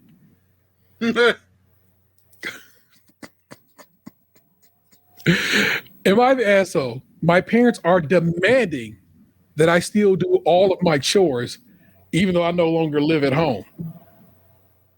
Oh yeah, that's a big not the asshole for me. And the last one, this one, and in fact, I ain't gonna bother with it. This one is not making the cut this week. I'll save it. But those other 2 are doing what I want from them. This is the new segment called The Illusion of Choice. Nope, you laughed at the first 2, so that's the ones. I refresh this one. I laughed at the first one. I already dissected the second one. It's all good. It's all good. All right, fine. I'll give you this. Oh, hey, that one got removed by the moderator. The one with the second one. So, damn. I don't even technically have that video about why. The only thing that could have swayed me is if like the parents were like quadriplegics or something. I'm trying to see because let's see. OP has offered the following explanation of why they think they might be the asshole. I've talked to some friends and other family, and I'm pretty split on who was wrong in the wrong. I guess it's just unbiased speaking. I think they don't think that was an am I the asshole worthy discussion. So I guess that's what it is. So, okay, you get the other one. And that is, am I the asshole? I bought my girlfriend a Dyson Airwrap. Now she's mad. What the fuck is a Dyson Airwrap? It's basically a fancy hair dryer. Oh. So he spent the bread on this lady, and she mad about it, and I cannot wait to find out why. I was just like, why would she be mad? That I need to know. But here, yeah, we'll do that one first because that was I don't know, and I want to know, and we'll save the best for last because the other one seems like it's going to be a good time. Am I the asshole? I bought my girlfriend a Dyson Airwrap. Now she's mad. Basically on that, you know what I'm saying? He bought his girlfriend a gift and she's mad about it. Can't possibly be an asshole, right? For buying gifts. I hope not. Yeah. Well, let's see. Am I the asshole? My girlfriend and I have been dating for 3 years. We both work at the same job and socialize with an S. So this person's in Canada or Australia or England. He one of those countries. And socialize lots with other people at work. We started dating when we were both lower levels, but I've since jumped a few tiers at work. She's been dropping hints on an Airwrap. I earned good money, and this last week have been doing higher duties at work and got a pay rise for the week. So I thought I was first. They're from England. That pay rise, as opposed to raise, is an English way. Here's the dilemma. All the Dysons look the same to me and my boy eyes. So I asked one of the girls from our work which one to get. Now my girlfriend is mad. It's embarrassing having this other person know how much I'm spending. What the fuck? It gives the appearance that my girlfriend is only dating me for my money. What? Friends who have known we dated before had know this to be false. And I asked I asked not my girlfriend's best friends, who I get along with well enough, but not super well, and also work at our work. And I asked not my girlfriend's best friend. That's how that's worded. She's got mad at me and told me, okay, sorry, spoon. She got mad at me and told me all of these things, and I'm just not sure if I have crossed the line. So he asked somebody else, hey, what's the 1 to buy? She's mad because that person knows he's spending bread on her. Usually people broadcast that shit, right? Like, don't they like brag like, oh, look what my man got me? They don't want to know that their man's buying things for them. Like, is this like a covertly independent woman thing? Like, I don't understand. Same. I'm literally thrown for a loop here. Listeners, if you know why this person should be mad, let me know, because that'd be great. This is the most first world problem that is ever first world. So much drama, not the asshole. This is up there with the woman whose father gave her a KitchenAid mixer. She didn't like the color, so she gave it to her friend rather than, exchange it for the color she wanted. Jesus Christ. Let's see. I'm trying to scroll. I know a woman who doesn't use one of her wedding gifts because it's the wrong color. It's a Dutch oven. Jesus Christ. Let's see. That KitchenAid really set people off. That really started a whole bunch of conversations. Not the asshole. It's perfectly reasonable to ask others for advice. If she's upset, next time you just have your girlfriend send you a link to the one she wants. Though I have a feeling that she'll complain that it spoiled the surprise. Yeah. Not the asshole. I'm a chronic overthinker, and even I think she's overthinking it. I got her a nice, expensive present with what amounted to a bonus, as it sounds like you're not getting this pay regularly. You talk to someone so that you get the right one. And instead of being grateful, she's worried about some woman you work with knowing that you got her a nice present. There's nothing there's either missing information here, or your girlfriend needs to stop and think, why am I more worried about what some woman thinks? Why am I assuming it's negative? And why was I thinking about that instead of, oh my God, my boyfriend listened to me. put effort in and spent his extra money on me instead of himself. Well, yeah, you've done it all. Oh, no, it says sweaty Aussie. So this is an Australian. Posting out a flea, fair point. I'm trying to see if he responded to this, but he did not. He posted that and that was it. Fair enough. No, buddy, I don't believe you're the asshole in this. An asshole in this situation. I don't think you could possibly. Who could think that you're an asshole for thinking of your girlfriend and saying, "Hey, I got a couple extra dollars. Let me spend it on my boo." I do think 3 years.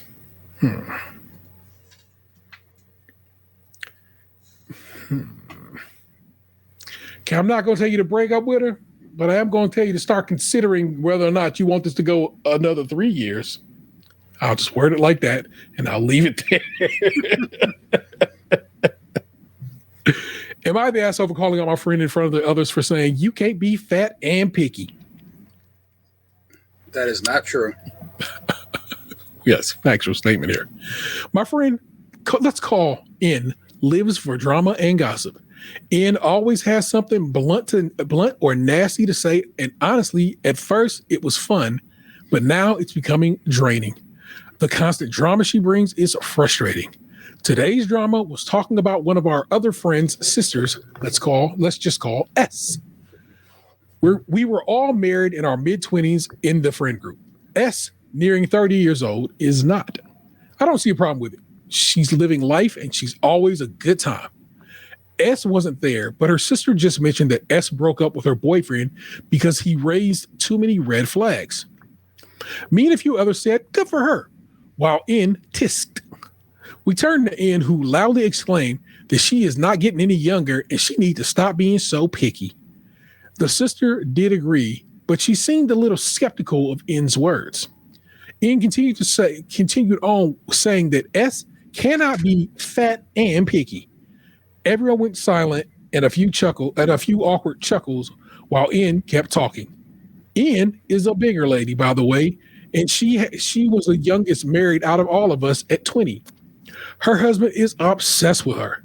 She doesn't work or do anything around the house and no kids. He literally cooks, cleans, and pays for everything.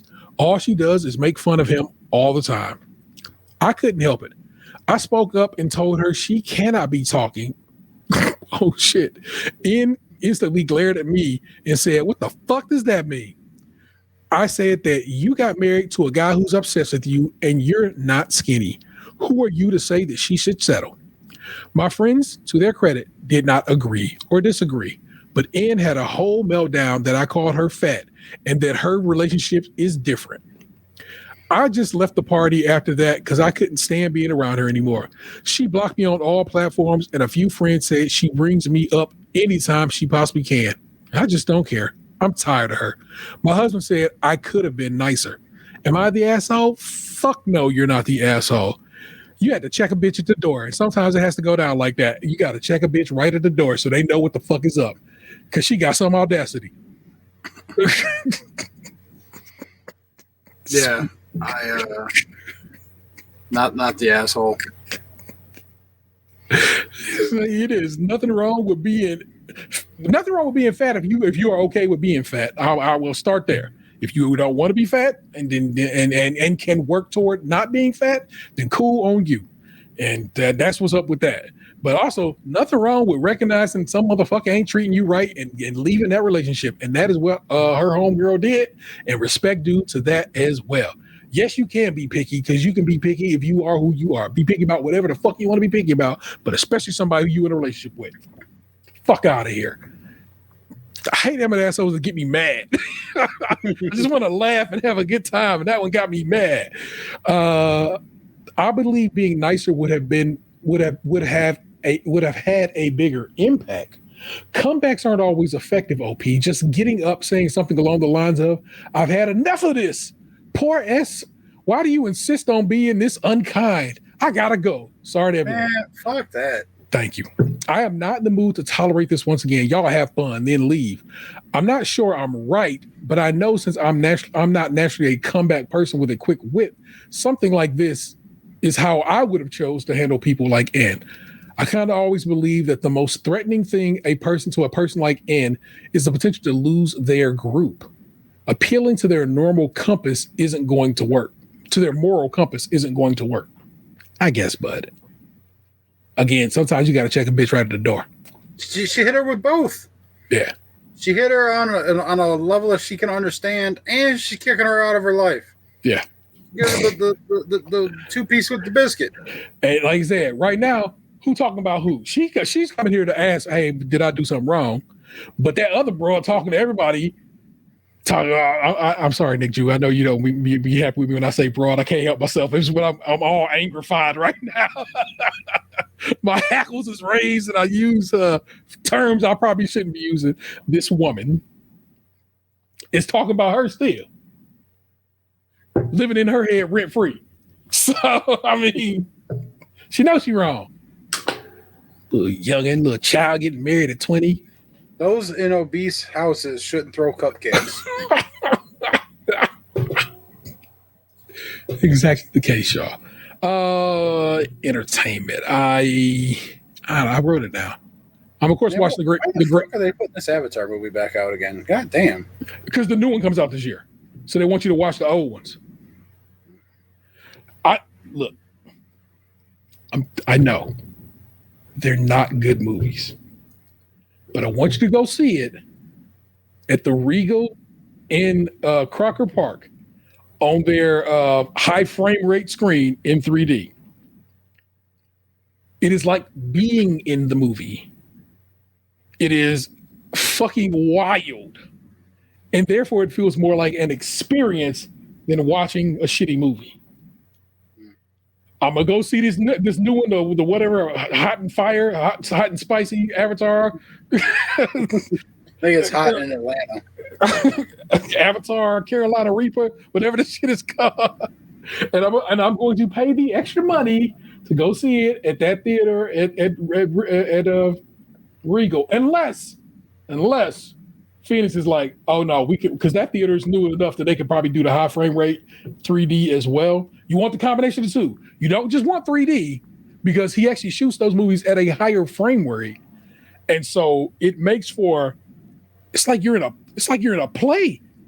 It's crazy how the depth is, and it's not like other 3D movies that they transfer and make look in 3D. No, he filmed these things in 3D cameras that he invented. It's worth it. I'm telling you right now. It don't seem like it is. Well worth it. So trust me on that one. And yes, another Avatar seems weird, but he also has plans to make, I think, 5 of them total. So I watched the first one like 15 years ago. Yeah. All I remember thinking was like, God damn, this movie's long. Awful. The second one, like I said, not great, but like I said, I saw it in 3D and I was like, this is crazy. There's whales involved and I don't know, it's crazy. I'm watching the Great British Bake Off because I make a podcast about the Great British Bake Off. You'll have a fresh episode of that podcast if you're watching this live tomorrow, and if you're watching this later in the week, you'll still have a new one tomorrow. Because guess what? This show goes up on Thursdays as well as records on Thursdays. I am still playing Claire Obscure Expedition 33. If you have Game Pass, play this game. I am not a turn-based RPG guy. I am for this one. I am so in love with this game, and I keep going back to it. I have a new game that I need to play at some point. Then I'm like, I got to finish this story first because I need to know where it's going. So I'm telling you, you should be getting down with Claire Obscure Expedition 33. If you have Game Pass, it's on Game Pass, and if not, I think the game is only $40 new. It's a double A game. It's not full whatever, but it's something special, and I think you really get down with that. Only thing I'm listening to is Let God Sort 'Em. I'm still bumping Let God Sort 'Em out. They just dropped a video for Birds Don't Sing this week. Clips Let God Sort 'Em Out album of the year. You should be getting down with that if you don't get on anything else. Box, what you listen to, getting down with it all. I know you had such a busy week. I don't know if you even had a chance to sit and watch anything. I haven't watched anything like outside of like the Guardians playoff games. And then like some random ass YouTube videos. Like I haven't watched a TV show or anything. Very good, very good. Who's playing in the foosball tonight? San Francisco Rams. The 49ers were up 14-0 at one point. Yeah. And then like we got deep into the conversation. And I look back up and like it's 2020 now. The Rams they scored a touchdown to tie it, and then the extra point got blocked, but they have the ball back now. Yeah, man, that has been an interesting thing this NFL season to see all these kicks getting blocked. Yeah. Have our special teams gotten this good? Is it the new ball we're using this year? What do you think is leading to this? I think offensive lines are just really shitty across the board, and people just aren't blocking like they used to. Fair enough. Do you have any kind of beef or okayness with the tush push? I mean, it does feel like cheating a little bit, but it's technically legal, so I can't be mad at it. I don't know, putting 7 people behind somebody and just pushing them feels a little bit like it's not in the spirit of the game, but whatever. So if they keep it, I don't care. If they ban it, I don't care either. So of course, this past weekend, what Philly decided to do was okay, we'll line up, make it look like a tush push, and ran 2 fakes, scored on both those fakes, and I had to laugh. And they'd be like, all right, fine. How about we don't tush push then? Guess what y'all bitches still can't do? Stop it. Just telling you, man. If you can't stop it, it's really more on you than anybody else. Also, Buffalo been trying to run a version of it too and has not been very successful with it. So it just says to me, how you hate from outside the club. You know what I'm saying? So I'm just, just what it's. I'll say this though, a lot of times this season, it seems like Philly's offensive linemen have been doing false starts on those tush pushes and not getting called for it. So it does help when you cheat. Is it cheating if you don't get called on it?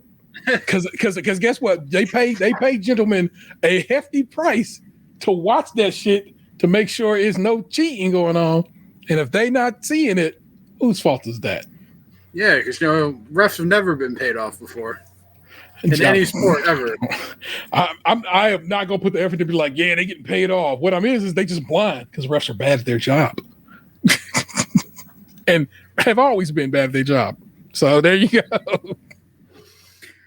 So bad that next year we're gonna start calling strikes with robots in the Major League. I was gonna say, based on the strike zone yesterday compared to today, it was clear which umpire had a better eye for balls and strikes. Yeah. Today, man, that dude was on it. Very rarely did the ESPN strike zone box thing disagree with what the motherfucker called. Yeah. But yesterday, there was a lot of shit where I was like, damn, really? You didn't call that? Oh, you called? I'm like, holy fuck. When things is like egregious, that's kind of what makes baseball, oddly enough, it makes it kind of fun, but also at the same time, be like, these motherfuckers. You know what I'm saying? So I can't call it, y'all. It's a wild time in the empire. But let's put a fork in this bad boy. My man can get some rest, and I got to take the garbage out. It's trash day in my neighborhood. You know what it is. Please tune in every Thursday. That's when we post the show, but also we record usually around the 8:30 p.m. EST mark, where you can typically join us in the chat on Twitch and or YouTube. Make sure to comment, and share some so forth and so on over on YouTube. YouTube, you know what I'm saying? The way to move the needle on YouTube is for you to get in the comments and for you to give us a like. And we don't forget the link to somebody you think, hey, I think you might get down with what these fellas is doing over here.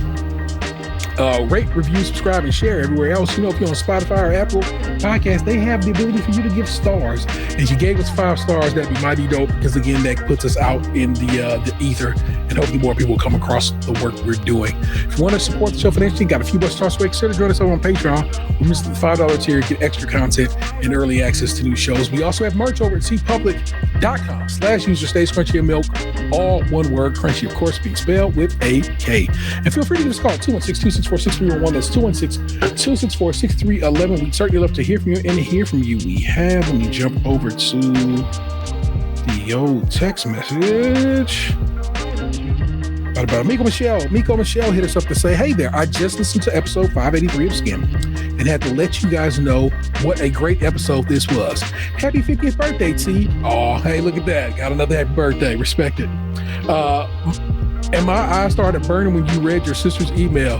Then again, when Aunt talked about how he wanted to give you that special gift and how he hadn't been around, and she put the crying, the tearful eye emoji. You know what I'm saying?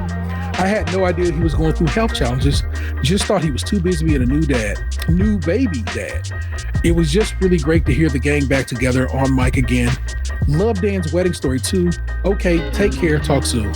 Also, and then she hit us back. Also, I got a kick out of all of the pause and hey, yo.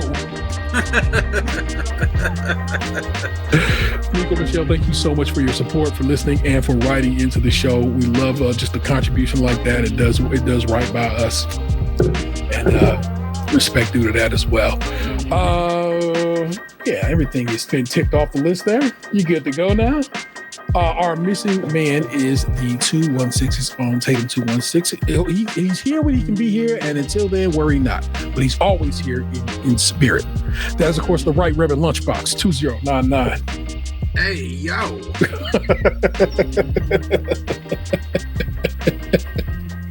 I am the Internet Stand with 713. Don't make me push you into traffic. We'll do it again next time. Peace. What happened to your ass? It used to be beautiful. Stays crunchy and milk.